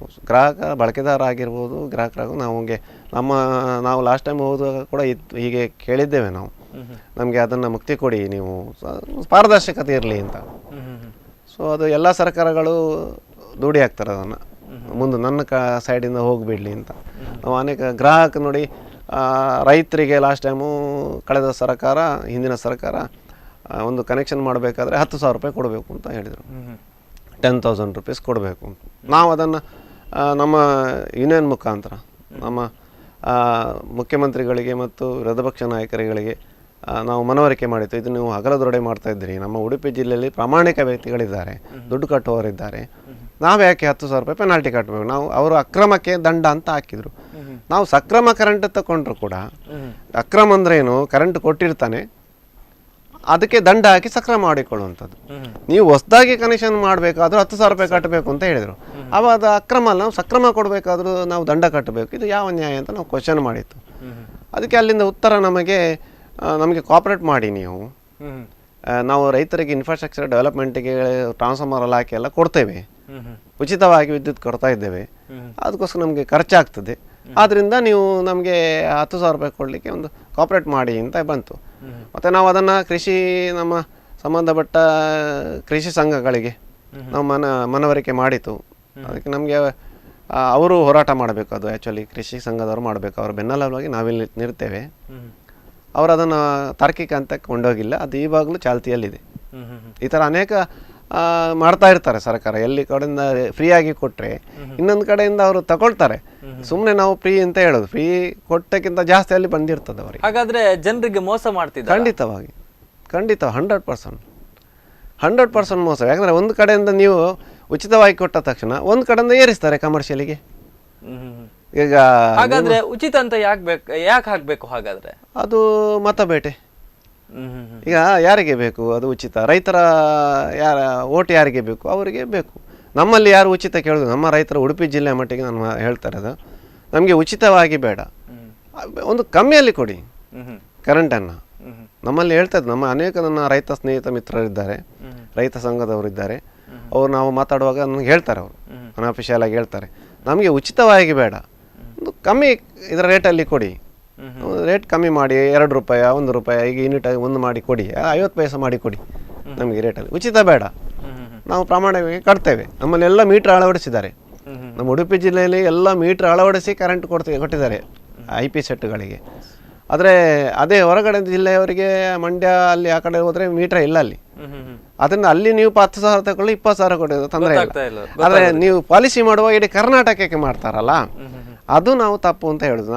ನಾವು ಎಲ್ಲಿ ಪ್ರಾಫಿಟಲ್ಲಿದ್ದೇವೆ, ನಾವು ಎಲ್ಲಿ ಪ್ರಾಮಾಣಿಕತೆ ಇದ್ದೇವೆ, ಅಲ್ಲಿ ನೀವು ರೇಟ್ ಕಮ್ಮಿ ಮಾಡಿ ತೋರಿಸಿ, ನೋಡಿ ಅಲ್ಲಿ ಪ್ರಾಮಾಣಿಕ ಆಗಿದ್ದಾರೆ, ಅಲ್ಲಿ ನಾವು ರೇಟ್ ಕಡಿಮೆಯಲ್ಲಿ ಕೊಡ್ತಾ ಇದ್ದೇವೆ, ನೀವು ಅವರಾಗಿ ಪ್ರಾಮಾಣಿಕತರಾಗಿ ಮೀಟ್ರ್ ಅಳವಡಿಸಿ ನಿಮಗೆ ಕೂಡ ಅದೇ ರೇಟಲ್ಲಿ ನಿಮ್ಗೆ ಕೊಡ್ತೇವೆ ಅಂತ ಅಲ್ಲಿ ಉತ್ತೇಜನ ಕೊಡಬೇಕು ವಿನಃ ಇಲ್ಲಿ ಅಲ್ಲಿ ರೇಟನ್ನು ನಮಗೂ ಹಾಕ್ಲಿ ಬರ್ತಾರೆ, ಆವಾಗ ನಮಗೆ ತೊಂದರೆ ಆಗೋದು. ಹಾಗಾದ್ರೆ ಇಷ್ಟರ ಮಟ್ಟಿಗೆ ಸರಿ ಸರ್. ಹಾಗಾದ್ರೆ ಇಲ್ಲಿ ಕರೆಕ್ಟ್ ಆಗಿ ಪೇ ಮಾಡ್ತಿದ್ರೆ ಎಲ್ಲವೂ ಕೂಡ ಸರಿಯಾಗಿತ್ತು ಅಂತ ಹೇಳಿದ್ರೆ, ಯಾವುದೋ ಒಂದು ಜಿಲ್ಲೆಯ ಒಂದು ವ್ಯವಸ್ಥೆ ಇಲ್ಲಿಗೆ ಹಾಕೋದು ಎಷ್ಟರ ಮಟ್ಟಿಗೆ ಸರಿ ಅಲ್ಲ? ಅದೇ ನಾವು ಹೇಳುದು, ಅದನ್ನ ನಮ್ಮ ಜನಪ್ರತಿನಿಧಿಗಳು ಕೂಡ ಕೇಳಬೇಕು ಸರ್. ಪಕ್ಷಾತೀತವಾಗಿ ಹೇಳ್ತಾ ಇದ್ದೇನೆ ನಾನು, ಜನಪ್ರತಿನಿಧಿಗಳು ಕೂಡ ಅಲ್ಲಿ ವಿಧಾನಸಭೆಯಲ್ಲೇ ಕ್ವಶನ್ ಮಾಡಬೇಕು, ವಿಧಾನಸಭೆಯಲ್ಲೇ ಆಗಬೇಕು, ರೋಲಿಂಗ್ ಆಗುವಂಥದ್ದು ಅಲ್ಲೇ, ಅದು ಅಲ್ಲಿ ಕೇಳಬೇಕು, ನಾವು ಪ್ರಾಮಾಣಿಕರಿದ್ದೇವೆ, ನಮಗೆ ಆದ ಬೇರೆ ಒಂದು ನೀವು ಪ್ರಾಮಾಣಿಕರಿಗೆ ಇಷ್ಟು ಅಂತ ಮಾಡಿ. ಅನೇಕ ಯೋಜನೆಗಳು ಇಲ್ಲ ಅಂತಲ್ಲ, ಇದೆ. ಪ್ರಾಮಾಣಿಕವಾಗಿ ನೀವು ಕಟ್ಟಿದರೆ ಇವರಿಗೆ, ಈಗ ನಮ್ಮಲ್ಲಿ ಸಾಲ ಮನ್ನಾ ಆಯಿತು, ಈಗ ನಮ್ಮ ಉಡುಪಿ ಜಿಲ್ಲೆಯ ರೈತರಿಗೇನು ಸಾಲ ಮನ್ನಾ ಸಿಗೋದಿಲ್ಲ ಜಾಸ್ತಿ, ಯಾಕಂದರೆ ಪ್ರಾಮಾಣಿಕ ಕಟ್ಟಿರ್ತಾರೆ, ಕಟ್ಟಿದವನಿಗೆ ಸಾಲ ಮನ್ನಾ ಇಲ್ಲ, ಕಟ್ಟದವನಿಗೆ ಮಾತ್ರ ಸಾಲ ಮನ್ನಾ ಸಿಗ್ತದೆ. ಇಂಥ ಅನೇಕ ಯೋಜನೆಗಳು ಇಲ್ಲ ಅಂತಲ್ಲ, ನಮ್ಮಲ್ಲಿ ಹೆಚ್ಚಿನವರು ಪ್ರಾಮಾಣಿಕವಾಗಿ ಕಟ್ತಾರೆ. ಆದರೆ ನಮಗೆ ಅದು ಯೋಜನೆಯನ್ನು ಸ್ವಲ್ಪ ಮಾಡಿಫಿಕೇಶನ್ ಮಾಡಬೇಕು, ಇಲ್ಲಿ ಆ ಜನಪ್ರತಿನಿಧಿ ಕೂತು ಇಲ್ಲಿ ಕೇಳಿ ಮಾಡಬೇಕು. ಈ ಕರೆಂಟ್ ಕೂಡ ಹಾಗೆ, ಇಲ್ಲಿ ಅನೇಕ ಗೊಂದಲಗಳು ಇವೆ, ಅದನ್ನೆಲ್ಲ ಸರಿ ಮಾಡಬೇಕು. ನಮ್ಮವರ ಹತ್ರ ಕೇಳಬೇಕು, ನಮ್ಮ ಜನಪ್ರತಿನಿಧಿಗಳ ಹತ್ರ, ಮೇಲಿನ ಸರ್ಕಾರ ನಡೆಸುವವರು ಕೇಳಬೇಕು ನಿಮ್ಮಲ್ಲಿ ಏನು ಸಮಸ್ಯೆಗಳಿವೆ ಅಂತ. ಅದನ್ನೆಲ್ಲ ಮನವರಿಕೆ ಕೂಡ ಮಾಡಬೇಕಾಗ್ತದೆ. ನಮ್ಮವರು ಕೂಡ ಸುಮ್ಮನೆ ಕೈ ಕಟ್ಟಿ ಕುಳಿತುಕೊಳ್ಳೋದಿಲ್ಲ, ಕೇಳಬೇಕು. ಕೇಳ್ತಾ ಇದ್ದಾರೆ, ಇಲ್ಲ ಅಂತ ಹೇಳೋದಿಲ್ಲ, ನಾನು ಯಾರನ್ನು ದೂಷಿಸಲು ಇಷ್ಟಪಡೋದಿಲ್ಲ, ಬಟ್ ಗೊಂದಲ ಇದೆ ಅಂತ. ಇನ್ನು ನಾರ್ಮಲ್ ಆಗಿ ಎಲ್ಲರೂ ಹೇಳುವ ಪ್ರಕಾರ ಮಳೆಗಾಲದಲ್ಲಿ ಕೆಲವೊಂದು ಮರಗಳು ಬೆಳೀತವೆ, ಲೈನ್ ಮೇಲೆ ಇರ್ತವೆ. ಹಾಗಾಗಿ ಮೆಸ್ಕಾಂನವ್ರು ಬರ್ತಾರೆ, ಹೇಳದೆ ಕೇಳದೆ ದೊಡ್ಡ ದೊಡ್ಡ ಮರಗಳನ್ನೇ ದೊಡ್ಡ ದೊಡ್ಡ ಎಗೆಗಳನ್ನ ಕಡಿದು ಹೋಗ್ತಾರೆ ಅನ್ನುವಂಥದ್ದು. ಅವ್ರು ಹೇಳುವ ಪ್ರಕಾರ ಇದು ಸರಿಯಲ್ಲ, ನಮ್ಮ ಸ್ವಲ್ಪ ಪರ್ಮಿಷನ್ ಕೇಳಬೇಕು, ನಮ್ಮ ಒಂದು ಪರ್ಮಿಷನ್ ಕೇಳಬೇಕು, ಮನೆಯವರ ಯಾರಾದ್ರೂ ಕೇಳಿ ಕಡಿಬೇಕು ಅನ್ನೋಂಥ ಮಾಹಿತಿಯನ್ನು ಕೂಡ ಅವ್ರು ಹೇಳ್ತಾರೆ. ಆದ್ರೆ ಯಾಕೆ ಪಾಲಿಸ್ತಾ ಇಲ್ಲ ಇದು? ಇದು ಆನ್ಸರ್ ನಾವು ಹೇಳೋದಲ್ಲ. ಯಾಕಂದರೆ ಅದು ಮರಗಳು ಒಂದು ವೇಳೆ ಕಡಿಯದಿದ್ರೆ ಇಡೀ ಊರಿಗೆ ಕತ್ಲೆ ಆಗುತ್ತೆ. ನಾವು ಒಪ್ಕೊಳ್ತೇನೆ, ಅದು ಒಂದು ಕಡಿಬೇಕು. ಆ್ಯಕ್ಚುಲಿ ಹಿಂದೆಲ್ಲ ಹಿಂದಿನ ಕಾಲದಲ್ಲಿ ನಮ್ಮ ದಾರಿಯನ್ನು ನೀವು ಗದ್ದೆ ಬದಿ ಇರ್ಬೋದು ಎಲ್ಲ ನಾವೇ ಕಡಿದು ಸರಿ ಮಾಡ್ತಾ ಇದ್ವಿ. ಈಗ ರಸ್ತೆ ಬದಿಯಲ್ಲಿರುವಂಥ ಕಂಬಗಳು, ಈ ನಿಮ್ಮ ತೋಟದಲ್ಲಿರುವಂಥ ಮರಗಳು ನಿಮ್ಮ ತೋಟದಿಂದ ರಸ್ತೆಗೆ ಬಾಗಿರ್ತವೆ. ಅದನ್ನು ಕಡಿಸುವ ವ್ಯವಸ್ಥೆಯನ್ನು ನಾವು ಅವರವರೇ ಮಾಡಬೇಕು ವಿನಃ ಸಾರ್ವಜನಿಕ ಸಂಸ್ಥೆಯಾದ ಮೆಸ್ಕಾಂ ಮಾಡಲಿಕ್ಕೆ ಹೋದರೆ ಈ ಗೊಂದಲಗಳು ಬರ್ತವೆ. ಇವರೇನು ಮಾಡ್ತಾರೆ, ಅವರದ್ದು ಕಾನ್ಸೆಪ್ಟ್ ಏನು, ನನ್ನ ಲೈನ್ ಸರಿ ಇರಬೇಕು, ಕರೆಂಟ್ ಡಿಸ್ಟರ್ಬ್ ಆಗಬಾರ್ದು, ಮೇಲ್ಗಡೆಯಿಂದ ಫೋನ್ ಬರಬಾರ್ದು, ಅಷ್ಟು ಗೆಲ್ಗಳನ್ನು ಕಡ್ದು ಹೋಗ್ತಾನೆ. ಕಡ್ದು ಹೋದ್ಮೇಲೆ ಒಳಗಾಕುವಂಥ ಪರಿಸ್ಥಿತಿ ಬರ್ತದೆ. ಆ್ಯಕ್ಚುಲಿ ಮೆಸ್ಕಾಂ ಇಲಾಖೆಗೆ ಅದು ಆ್ಯಕ್ಚುಲಿ ಟೆಂಡರ್ ಕೊಡಬೇಕು ಅಂತ ಇದೆ, ಅದು ಮರ ಕಡಿಯುವಂಥದ್ದು ಇದೆ, ಟೆಂಡರ್ ಎಲ್ಲ ಕೊಡಬೇಕು. ಇವರು ಹುಡುಗರು ಕಡ್ದು ಹೋಗ್ತಾರೆ, ಅವರಿಗೆ ತಾತ್ಕಾಲಿಕ ಮಾಡಿ ಹೋಗ್ತಾರೆ ಅವರು. ಅದು ನೆಕ್ಸ್ಟ್ ಮಳೆಗಾಲ ಬರುವವರೆಗೆ ಸಾಕಾಗ್ತದೆ. ಅದರಿಂದ ಈ ಮರ ಕಡಿಯೋದು ಅರಣ್ಯ, ಒಂದು ವೇಳೆ ಅದು ಬಾಗಿದ್ರೆ ಅದನ್ನು ಕಡಿಯುವಂಥ ಜವಾಬ್ದಾರಿ ಗ್ರಾಹಕನದ್ದು ಆ ಮರದ ಓನರ್ದು ಕೂಡ ಇರ್ತದೆ. ನೀವು ಒಂದು ವೇಳೆ ಅವ್ರು ವೈರ್ ಬಿಟ್ಟು ಕೊಡಿ, ನಾನು ಕಡ್ದು ಕೊಡ್ತೇನೆ ಬಿಟ್ಟು ಕೊಡ್ತಾರೆ. ಜನರ ಆಕ್ಷೇಪ ಏನಂತ ಹೇಳಿದ್ರೆ, ಕಡಿಯೋದು ಒಂದು ಆಕ್ಷೇಪ ಅಲ್ಲ ಅವರದ್ದು, ಒಂದು ಹೇಳ್ಬಿಟ್ಟು ಕಡಿಯುವ ಅಥವಾ ದೊಡ್ಡ ಮರವನ್ನೇ ಕಡ್ದು ಹಾಕ್ತಾರೆ. ಆಕ್ಚುಲಿ ಮೇಂಟೆನೆನ್ಸ್ ಡೇ ಅಂತ ಇಡ್ತಾರೆ. ಈ ನಮ್ಮಲ್ಲಿ ಮಂಗಳವಾರ ಮೇಂಟೆನೆನ್ಸ್ ಡೇ, ಮಂಗಳವಾರ ಅವ್ರು ಕಡಿತಾರೇನೆ, ಕರೆಂಟ್ ತೆಗೆದು ಮರ ಕಡಿತಾರೆ ಒನ್ ಡೇ. ಸಿಟಿಯಲ್ಲಿ ಅದಿಲ್ಲ, ಸಾಮಾನ್ಯ ಗ್ರಾಮೀಣ ಭಾಗದಲ್ಲಿ ಮೇಂಟೆನೆನ್ಸ್ ಡೇ ಅಂತ. ಈಗ ಒಂದು ಕಡೆ ಮಂಗಳವಾರ ಇರ್ತದೆ, ಒಂದು ಕಡೆ ಗುರುವಾರ ಇರ್ತದೆ, ಒಂದು ಕಡೆ ಬುಧವಾರ ಇರ್ತದೆ. ಸೊ ಆ ಬುಧವಾರ ಆ ಸಬ್ ಡಿವಿಷನ್ ಅಂತ ಏನಿರ್ತದೆ ಅದರಲ್ಲಿ ಪರ್ಟಿಕ್ಯುಲರ್ ಡೇ ಆ ದಿವಸ ಮರಗಳನ್ನು ಕಡಿತಾರೆ. ಆ ದಿವಸ ನಿಮಗೆ ಕರೆಂಟ್ ತೆಗಿತಾರೆ ಅಂತ ಅವರಿಗೆ ಅದಕ್ಕೆ ಸ್ಟಿಕ್ ಆನ್ ಆಗಿರ್ತಾರೆ ಗ್ರಾಹಕರು. ಮಂಗಳವಾರ ಇವತ್ತು ಕರೆಂಟ್ ಇಲ್ಲ ಮಾರೆ ಅಂತ ಹೇಳಿರ್ತಾರೆ. ಪೇಪರಲ್ಲಿ ಕೊಟ್ಟರು ಕೂಡ ಕೊಡದಿದ್ದು ಕೂಡ. ಆವಾಗ ಅಲ್ಲಿ ಗ್ರಾಹಕರು ಅವ್ರ ಜೊತೆ ಸೇರಿ ಕಡಿಯುವಂಥ ವ್ಯವಸ್ಥೆ ಆಗಬೇಕು. ಯಾಕಂದರೆ ಎಲ್ಲವನ್ನು ಇಲಾಖೆ ಮೇಲೆ ಹಾಕಲಿಕ್ಕೆ ಕಷ್ಟ. ಅವರು ಕಡ್ದು ಪುನಃ ಸರಿ ಮಾಡಿ ಹೋಗ್ಬೇಕಾದ್ರೆ ನಮಗೆ ಕಷ್ಟ ಆಗುತ್ತೆ. ಅದು ಸಂಬಳ ಯಾರು ಕೊಡೋದು ಅಂತ ಬರುತ್ತೆ. ಎಸ್ ಸರ್, ನಿಮ್ಮ ಜೊತೆ ಇನ್ನಷ್ಟು ಮಾತಾಡ್ತೇನೆ. ಎಸ್ ವೀಕ್ಷಕರೇ, LED ಬಲ್ಬ್ ಇಂದ ಜನರಿಗೆ ಯಾವ ತರ ಪ್ರಯೋಜನ ಆಗ್ತಿದೆ, ಬೆಸ್ಕಾಂ ಇಂದ ಯಾವ ರೀತಿ ಜನರಿಗೆ ತೊಂದರೆ ಆಗ್ತಿದೆ ಮತ್ತು ಇದರಿಂದ ಲಾಭ ಎಷ್ಟು ಆಗ್ತಾ ಇದೆ, ಇದ್ರ ಬಗ್ಗೆ ಇನ್ನಷ್ಟು ಮಾತಾಡ್ತೇನೆ. ಹೊಸ ಬೆಳಕು ಮರೆಯಾಗೋಯ್ತ ಕಾರ್ಯಕ್ರಮದಲ್ಲಿ ಒಂದು ಪುಟ್ಟ ವಿರಾಮ.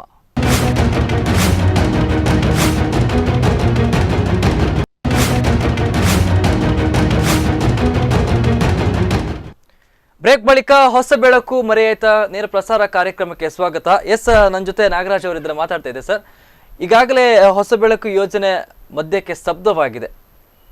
ಹಾಗಾದ್ರೆ ಮುಂದಿನ ದಿನದಲ್ಲಿ ಸರ್ಕಾರ ಯಾವ ರೀತಿ ಎಚ್ಚೆತ್ತುಕೊಳ್ಳಬಹುದು, ಅಥವಾ ಗ್ರಾಹಕರಿಗೆ ಸ್ತಬ್ಧವಾದಂತಹ ಹೊಸ ಬೆಳಕು ಯೋಜನೆ ಕೆಲವರಿಗೆ ತುಂಬ ಲಾಸ್ ಅಲ್ಲಿದ್ದಾರೆ, ಅಥವಾ ಹೋದಂತಹ ಬಲ್ಬ್ಗಳು ಆ ರಿಟರ್ನ್ ಅನ್ನು ಕೂಡ ಎಕ್ಸ್ಚೇಂಜ್ ಮಾಡಿಕೊಳ್ಬೇಕು, ಈ ನಿಟ್ಟಿನಲ್ಲಿ ಸರ್ಕಾರ ಯಾವ ರೀತಿಯ ಕ್ರಮವನ್ನು ಕೈಗೊಳ್ಬಹುದು?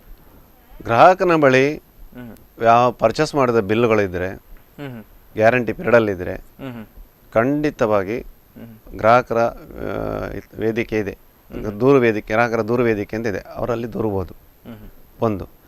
ಎರಡನೇದು ಸಾರ್ವಜನಿಕ ಒಟ್ಟಾಗಿ ಒಂದು 50 ಜನ ಒಟ್ಟಾಗಿ ಆಯಾ ಸಬ್ ಡಿವಿಷನಲ್ಲಿ ಮಾಧ್ಯಮದವರನ್ನ ಕರೆದು ಈ ಥರ ಆಗ್ತಾ ಉಂಟು, ಈ ಥರ ನೀವು ಮೋಸ ಮಾಡಿದ್ದೀರಿ ನಮಗೆ, ಆಗ ಸರ್ಕಾರನ ಎಚ್ಚರಿಸುವ ಒಂದು ಕಾರ್ಯಕ್ರಮ ಮಾಡ್ಬೋದು. ಸರ್ಕಾರನ ಎಚ್ಚರಿಸಿ ಅವರಿಗೆ ಬಿಸಿ ಮುಟ್ಟುವ ಕಾರ್ಯಕ್ರಮ ಮಾಡಬೇಕು.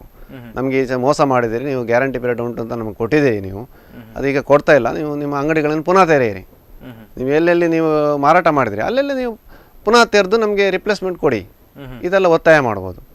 ಮನವಿ DC ಅವರಿಗೆ ಮನವಿಯನ್ನು ಕೊಡಬೇಕು, ಇದೆಲ್ಲ ಮಾಡ್ಬೋದು. ಆ ಕಂಪನಿಗೆ ಒತ್ತಡ ತರ್ಬೋದು, ಸರ್ಕಾರಕ್ಕೂ ಒತ್ತಡ ಹೋಗ್ತದೆ.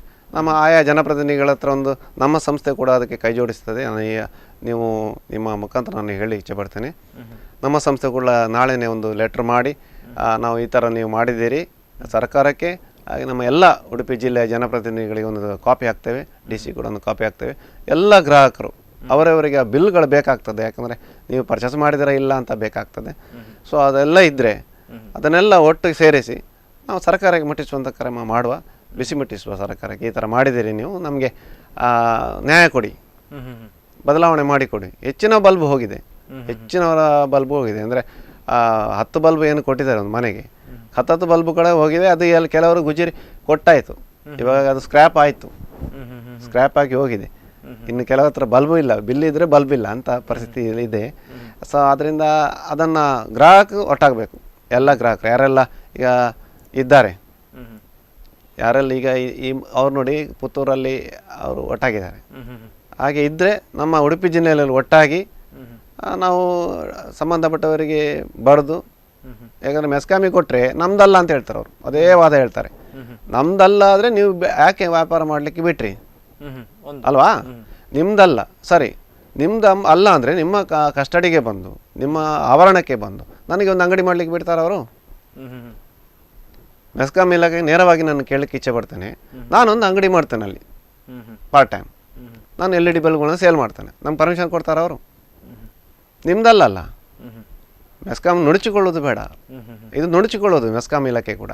ಮೆಸ್ಕಾಂ ಇಲ್ಲಿ ಹಿರಿಯ ಅಧಿಕಾರಿಗೆ ಹೇಳಿ, ನೀವು ಯಾರಿಗೆ ನಿಮಗೆ ಯಾರು ಇಲ್ಲಿ ಮಾರಾಟ ಮಾಡಲಿಕ್ಕೆ ಅವಕಾಶ ಮಾಡಿ ಕೊಟ್ಟಿದ್ದಾರೆ, ಮಾರಾಟ ಮಾಡಿ ನಿಮ್ಮ ಇದರಲ್ಲಿ ಅಂತ ಯಾರು ಹೇಳಿದ್ದಾರೆ ಅವರಿಗೆ ಹೇಳಿ. ನಾವು ಎಲ್ಲ ಸಬ್ ಡಿವಿಷನಲ್ಲಿ ಎಲ್ಲ ಅಧಿಕಾರಿಗಳಿಗೆ ನೀವು ಆ ಥರ ಬೆಸಿಮಿಟಿಸಬೇಕು. ನಮಗೆಲ್ಲ ನಮ್ಗೆ ಸಂಬಂಧವಲ್ಲ, ಅವರು ಕಂಪೆನಿ ಅಂತ ಹೇಳಿಬಿಟ್ರೆ ಆಗೋದಿಲ್ಲ ಅಲ್ವಾ. ಈಗ ನಾನು ಹೋಗಿ ಒಂದು ಅಂಗಡಿ ಇರ್ತೇನೆ, ಅಲ್ಲಿ 4 ಬಲ್ಬ್ ಇಟ್ಟು ನಾನು ಸೇಲ್ ಮಾಡ್ತಾನೆ ಕಮ್ಮಿಯಲ್ಲಿ, ಮತ್ತೆ ಮುಚ್ಚಿ ಹೋಗ್ತೇನೆ. ಇವರು ಪರ್ಮಿಷನ್? ಹಾಗಾದ್ರೆ ಬೆಸ್ಕಾಂನವರು ಹೇಳೋರು ಕೇಳೋರು ಯಾರು ಇಲ್ವಾ? ನಿಮಗೆ ಒಂದು ಬಯಲ ಇಲ್ವಾ? ನೀವು ಎಲ್ಲ ನಿಮ್ಮ ಏರಿಯಾದಲ್ಲಿ ಯಾರನ್ನು ವ್ಯಾಪಾರ ಮಾಡ್ಲಿಕ್ಕೆ ಬಿಡ್ತೀರಾ? ಎಲ್ಲರನ್ನು ಬಿಡಿ. ಈಗ ಒಂದೇ ಕಂಪನಿಯಲ್ಲಿ ಯಾಕೆ ಬಿಟ್ರಿ ನೀವು?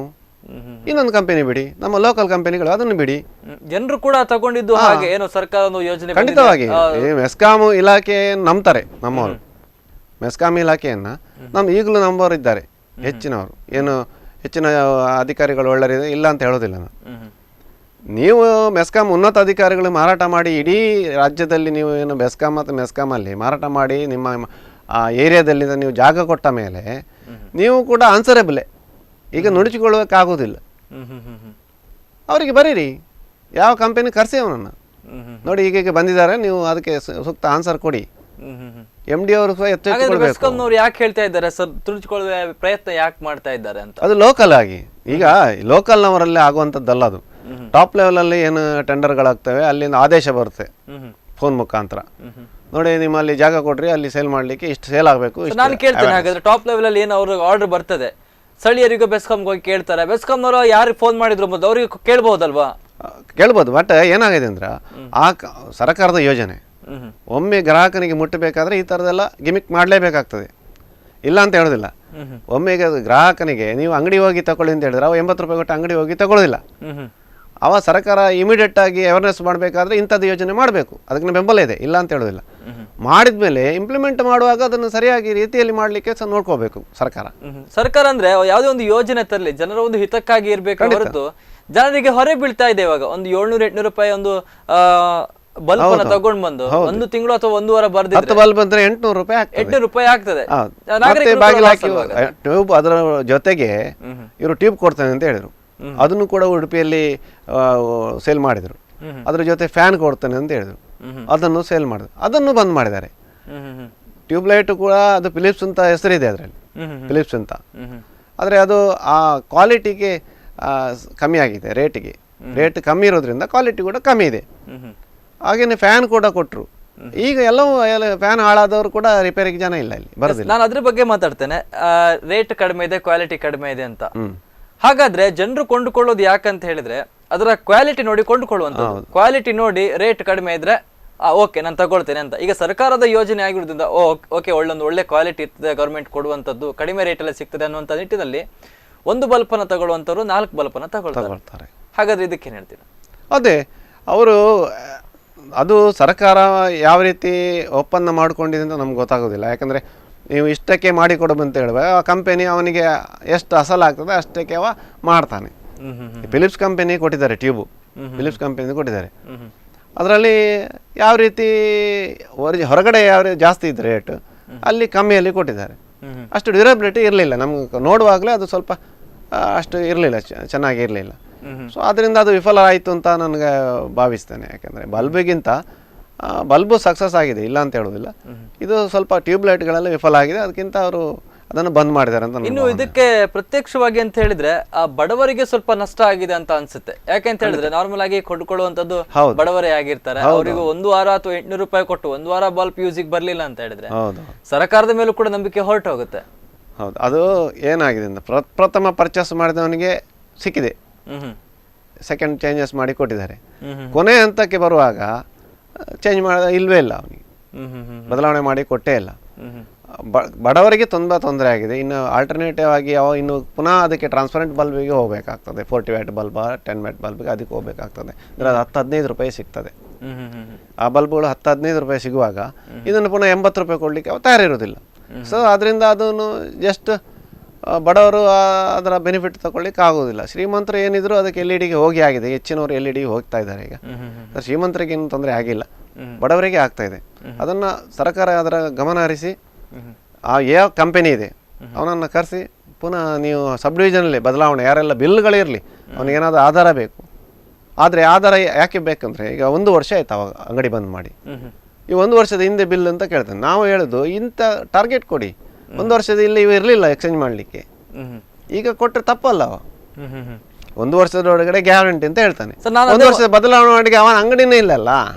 ನಾನು ಅದೇ ಹೇಳ್ತೇನೆ, ಈಗ 1 ವರ್ಷ ಒಬ್ಬರಿಗೆ ಟೆಂಡರ್ ಅನ್ನ ಕೊಟ್ರೆ ಮುಂದಿನ ವರ್ಷ ಟೆಂಡರ್ ಚೇಂಜ್ ಆಯ್ತು ಅಂತ ಇಟ್ಕೊಳ್ಳೋ. ಹಾಗಾದ್ರೆ ಗ್ಯಾರಂಟಿ ಕೊಟ್ಟಂತಹ ಬಲ್ಬ್ ಎಕ್ಸ್ಚೇಂಜ್ ಆಫರ್ ಇರುತ್ತೆ, ಅಥವಾ ಏನಾದ್ರೂ ಹಾಳಾಯ್ತು 1-2 ವರ್ಷ ವಾರಂಟಿ ಇದೆ. ಹಾಗಾದ್ರೆ ಹಾಳಾದಾಗ ವಾರಂಟಿ ಅಥವಾ ಎಕ್ಸ್ಚೇಂಜ್ ಯಾರ ಹತ್ರ ಹೋಗ್ಬೇಕು? ಅಲ್ಲಿ ಯಾರು ಪರ್ಚೇಸ್ ಮಾಡಿದ್ರೆ ಅಲ್ಲಿಗೆ ಹೋಗ್ಬೇಕು. ಎಲ್ಲಿ ಪರ್ಚೇಸ್ ಮಾಡಿದ್ರೆ ಅಲ್ಲಿಗೆ ಹೋಗ್ಬೇಕು. ಅಲ್ಲಿ ಅಂಗಡಿಗಳಿಲ್ಲಲ್ಲ. ಈಗ ಏನು ಕೌಂಟರ್ ಮಾಡಿದ್ರು ಅವರು, ಆ ಕೌಂಟರ್ನ ತೆರೆದಿಡುವ ಎಷ್ಟು ಗ್ಯಾರಂಟಿ ಕೊಟ್ಟಿದ್ದಾನೆ. ಈಗ 1 ಇಯರ್ ಗ್ಯಾರಂಟಿ ಕೊಟ್ಟಿದ್ದಾನೆ. 1 ಇಯರ್ ಇನ್ನೊಂದು 1 ವರ್ಷ ಇಟ್ಕೋಬೇಕಿತ್ತು. ಈ ಎಂಡ್ವರೆಗೆ 2018 ಎಂಡ್ವರೆಗೆ ಸೇಲ್ ಮಾಡಿದ್ದಾನೆ. 2019 ಎಂಡ್ವರೆಗೆ ಅಂಗಡಿ ಓಪನ್ ಮಾಡಿ ಇಡಬೇಕು. ಸೇಲ್ ಮಾಡೋದು ಬೇಡ, ಎಕ್ಸ್ಚೇಂಜ್ ಮಾಡ್ಲಿಕ್ಕೆ ಅಂಗಡಿ ಓಪನ್ ಮಾಡಿ ಇಟ್ಟು ಆಮೇಲೆ ಬಂದ್ ಮಾಡಿದ್ರೆ ಪ್ರಾಬ್ಲಮ್ ಇರಲಿಲ್ಲ. ಇವಾಗ 2018 ಸಹ ಡಿಸೆಂಬರ್ವರೆಗೆ ಸಹ ಸೇಲ್ ಮಾಡಿ ಜನವರಿಯಲ್ಲಿ ಬಾಗಿಲು ಹಾಕಿ ಹೋದ್ರೆ ಈಗ 2020 ಬಂದ್ರೆ ಅದು ಕೊಡೋದು ಹೇಗೆ? ಗ್ಯಾರಂಟಿ ಮುಗ್ದಿರ್ತದೆ ಹೇಳ್ತಾನೆ. ಸೊ ಇದು ಟೆಕ್ನಿಕಲ್ ಪ್ರಾಬ್ಲಮ್. ಇದು ಆಕ್ಚುಲಿ ಸರ್ಕಾರ ಮಾಡಬೇಕಾದಂತ ಒಪ್ಪಂದ ಮಾಡುವಾಗಲೇ ಮಾಡಬೇಕಾಗಿತ್ತು, ಅದು ವಿಫಲ ಆಗಿದೆ. ಈಗ ಅವ್ರು ಬರದಿದ್ರೆ ಅವ್ರನ್ನ ಕರೆಸುವಂತ ಜವಾಬ್ದಾರಿ ಕೂಡ ಸರ್ಕಾರದಿದೆ. ಕಡೆಯದಾಗಿ ಸ್ಪಂದನ ವಾಹಿನಿಯ ವೀಕ್ಷಕರಿಗೆ ಹೊಸ ಬೆಳಕು ಯೋಜನೆ ತುಂಬಾ ದೋಖ ಆಗ್ತಿದೆ ಅಂತ ಕೂಡ ಹೇಳ್ತಾ ಇದ್ದಾರೆ. ಇದ್ರ ಬಗ್ಗೆ ಕಡೆಯದಾಗಿ ಸ್ಪಂದನ ವಾಹಿನಿ ವೀಕ್ಷಕರಿಗೆ ಏನ್ ಹೇಳ್ತೀರಾ? ವೀಕ್ಷಕರಿಗೆ ನಾನು ಹೇಳೋದು ಇಷ್ಟೇ, ತಾವು ತಮ್ಮಲ್ಲಿ ಪರ್ಚೇಸ್ ಮಾಡಿದ ಬಿಲ್ಗಳಿದ್ರೆ ಖಂಡಿತವಾಗಿ ಗ್ರಾಹಕರ ವೇದಿಕೆಗೆ ಹೋಗಿ ಅಲ್ಲಿ ಪರಿಹಾರ ಖಂಡಿತ ಸಿಗ್ತದೆ. ನೀವು ಯಾರಾದರೂ 1-2 ಜನ ಹೋದರೆ ಖಂಡಿತವಾಗಿ ಅವರು ನೋಟಿಸ್ ಮಾಡ್ತಾರೆ, ಆ ಕಂಪನಿ ಅವರಿಗೆ ಸ್ಪಂದಿಸ್ತದೆ, ಖಂಡಿತ ಸ್ಪಂದಿಸ್ತದೆ, ಪರಿಹಾರ ಕೊಡಬೇಕು ಅಂತ ಹೇಳ್ತದೆ. ಕಂಪನಿ ಸರಿಯಾದ ದಾಖಲೆ ಒದಗಿಸಿದ್ರೆ ಖಂಡಿತವಾಗಿ ಪರಿಹಾರ ಕೊಡಬೇಕು. ಅದು ಒಂದಂತ ಅಲ್ಲ, ನಾನು ಹೇಳೋದು ಅದೊಂದೇ ಕಂಪನಿ. ನೀವು ಇಲ್ಲಿ ಯಾವುದೇ ಅಂಗಡಿಗಳಲ್ಲಿ ಪರ್ಚೇಸ್ ಮಾಡಿದ ಯಾವುದೇ ವಸ್ತುಗಳು ನಿಮಗೆ ಹಾಳಾದಲ್ಲಿ ಗ್ರಾಹಕರ ವೇದಿಕೆ ಅಂತಿದೆ, ಅದಕ್ಕೆ ನೀವು ಕಂಪ್ಲೇಂಟ್ ಮಾಡಿದರೆ ನೀವು ಪರಿಹಾರ ನಿಮ್ಮ ಪರವಾಗಿ ಆಗ್ತದೆ, ಗ್ರಾಹಕರ ಪರವಾಗಿ ಅದು ಬರುತ್ತದೆ, ಖಂಡಿತ ತೀರ್ಪು ಬರ್ತದೆ. ನೀವು ಗ್ಯಾರಂಟಿ ಪೀರಿಯಡ್ ಎಲ್ಲ ಸರಿ ಮಾಡಿ ಕೊಟ್ಟಿಲ್ಲ ಹಾಗೆಂತಿದ್ರೆ ಯಾವ ಹೊಸದಾಗಿ ಕೊಡ್ಲಿಕ್ಕೆ ಹೇಳ್ತಾರೆ ಗ್ರಾಹಕರ ವೇದಿಕೆ. ಅದು ಕೋರ್ಟ್ ತರನೇ ಇದೆ, ಆದೇಶ ಮಾಡ್ತಾರೆ. ಅದಕ್ಕೆ ಒಂದು ಅಪೀಲ್ ಮಾಡಿ, ಖಂಡಿತ ನಿಮಗೆ ಬೆನಿಫಿಟ್ ಸಿಗುತ್ತೆ. ಸ್ಪಂದನ ವಾಹಿನಿಯವರಿಗೆ ನಾವು ಅಭಿನಂದನೆ ವ್ಯಕ್ತಪಡಿಸ್ತೇನೆ. ಯಾಕಂದರೆ ಯಾರೆಲ್ಲ ನೋಡಿದ್ದಾರೆ ವೀಕ್ಷಕ ಅವರೆಲ್ಲ ಒಬ್ಬೊಬ್ಬರಾದ ಅದನ್ನು ಗ್ರಾಹಕರ ವೇದಿಕೆಗೆ ಹೋದರೆ ಇಡೀ ಜಿಲ್ಲೆಯ ಜನರಿಗೆ ಹೆಲ್ಪ್ ಆಗುತ್ತೆ, ಖಂಡಿತ ಹೆಲ್ಪ್ ಆಗುತ್ತೆ. ಆವಾಗ ಕಂಪನಿಗಳು ಎಚ್ಚೆತ್ತುಕೊಳ್ತದೆ. ಖಂಡಿತ ಇನ್ನು ಮುಂದೆ ಆ ಥರ ಮಾಡ್ಲಿಕ್ಕೆ ಹೋಗುವುದಿಲ್ಲ, ನಿಮ್ಮ ಮುಖಾಂತರ ಆ ಥರ ಮಾಡ್ಲಿಕ್ಕೆ ಹೋಗುದಿಲ್ಲವ. ಅದರಿಂದ ಸರ್ಕಾರ ಕೂಡ ಬಿಸಿ ಮುಟ್ತದೆ, ಖಂಡಿತ ಮುಟ್ತದೆ, ಮಾಡಬೇಕು. ಓಕೆ ನಾಗರಾಜ್ ಅವರೇ, ಇಷ್ಟೊತ್ತು ನಮ್ಮ ಕಾರ್ಯಕ್ರಮದಲ್ಲಿ ಬಂದು ಮಾತಾಡೋದಕ್ಕೆ ಧನ್ಯವಾದ. ನಮಸ್ತೆ. ನಮಸ್ತೆ, ನಿಮಗೂ ನಮಸ್ತೆ. ಯಾಕಂದರೆ ನಮಗೊಂದು ಅವಕಾಶ ಕೊಟ್ಟಿದ್ದಕ್ಕೆ ಇದು ಗ್ರಾಹಕರೇ ಪರವಾಗಿ ನಾನು ನಿಮಗೆ ಅಭಿನಂದನೆ ವ್ಯಕ್ತಪಡಿಸ್ತಾ ಇದ್ದೇನೆ. ಯಾಕಂದರೆ ಇದು ಗ್ರಾಹಕರಿಗೆ ಗೊತ್ತಿಲ್ಲ ಹೆಚ್ಚಿನ ವಿಚಾರಗಳು, ಅವನಿಗೆ ಗೊತ್ತಾಗುತ್ತೆ ಇದರ ಮುಖಾಂತರ. ತಮಗೂ ಅಭಿನಂದನೆ ವ್ಯಕ್ತಪಡಿಸ್ತೇನೆ. Okay, thank you sir. Yes ವೀಕ್ಷಕರೇ, ನೋಡಿದ್ರಲ್ವಾ, LED ಬಲ್ಬ್ ಏನಿದೆ ಹೊಸ ಬೆಳಕು ಯೋಜನೆ ಅಡಿ 1 ವರ್ಷ ಮಾತ್ರ ಇತ್ತು. ಆದ್ರೆ ರಿಟರ್ನ್ ಕೊಡುವಾಗ ಅಥವಾ ಎಕ್ಸ್ಚೇಂಜ್ ಅಲ್ಲಿ ಅಂಗಡಿಯೇ ಮುಚ್ಚಿ ಹೋಗಿದೆ. ಆದ್ರೆ ಬೆಸ್ಕಾಂ ಅಥವಾ ಸರಿಯಾದಂತಹ ಅಧಿಕಾರಿಗಳು ಇದಕ್ಕೆ ಸರಿಯಾದಂತಹ ಕ್ರಮವನ್ನ ಕೈಗೊಳ್ಳಬೇಕು. ಯಾಕೆಂತ ಹೇಳಿದ್ರೆ ಹೊಸ ಬೆಳಕಿನ ಯೋಜನೆ LED ಬಲ್ಬ್ ಅನ್ನು ಏನು ಖರೀದಿಸಿದ್ದಾರೆ ಆಲ್ಮೋಸ್ಟ್ ಬಡವರೇ ಇದ್ದಾರೆ. ಇದರಿಂದ ಅವರ ಜೇಬಿಗೆ ಕತ್ತರಿ ಬಿದ್ದಿದೆ. ಸಂಬಂಧಪಟ್ಟಂತಹ ಅಧಿಕಾರಿಗಳು ಆದಷ್ಟು ಬೇಗ ಸೂಕ್ತವಾದಂತಹ ಕ್ರಮವನ್ನು ಕೈಗೊಂಡು ಸರಿಯಾದಂತಹ ಪರಿಹಾರವನ್ನು ಕೊಡಬೇಕು ಅನ್ನುವಂಥದ್ದೇ ನಮ್ಮ ಸ್ಪಂದನ ವಾಹಿನಿ ಆಶಯ. ಇದು ಈವರೆಗಿನ ಸುದ್ದಿ ಹಾಗೂ ಮನೋರಂಜನೆಗಾಗಿ ನೋಡ್ತಾ ಇರಿ ಸ್ಪಂದನ.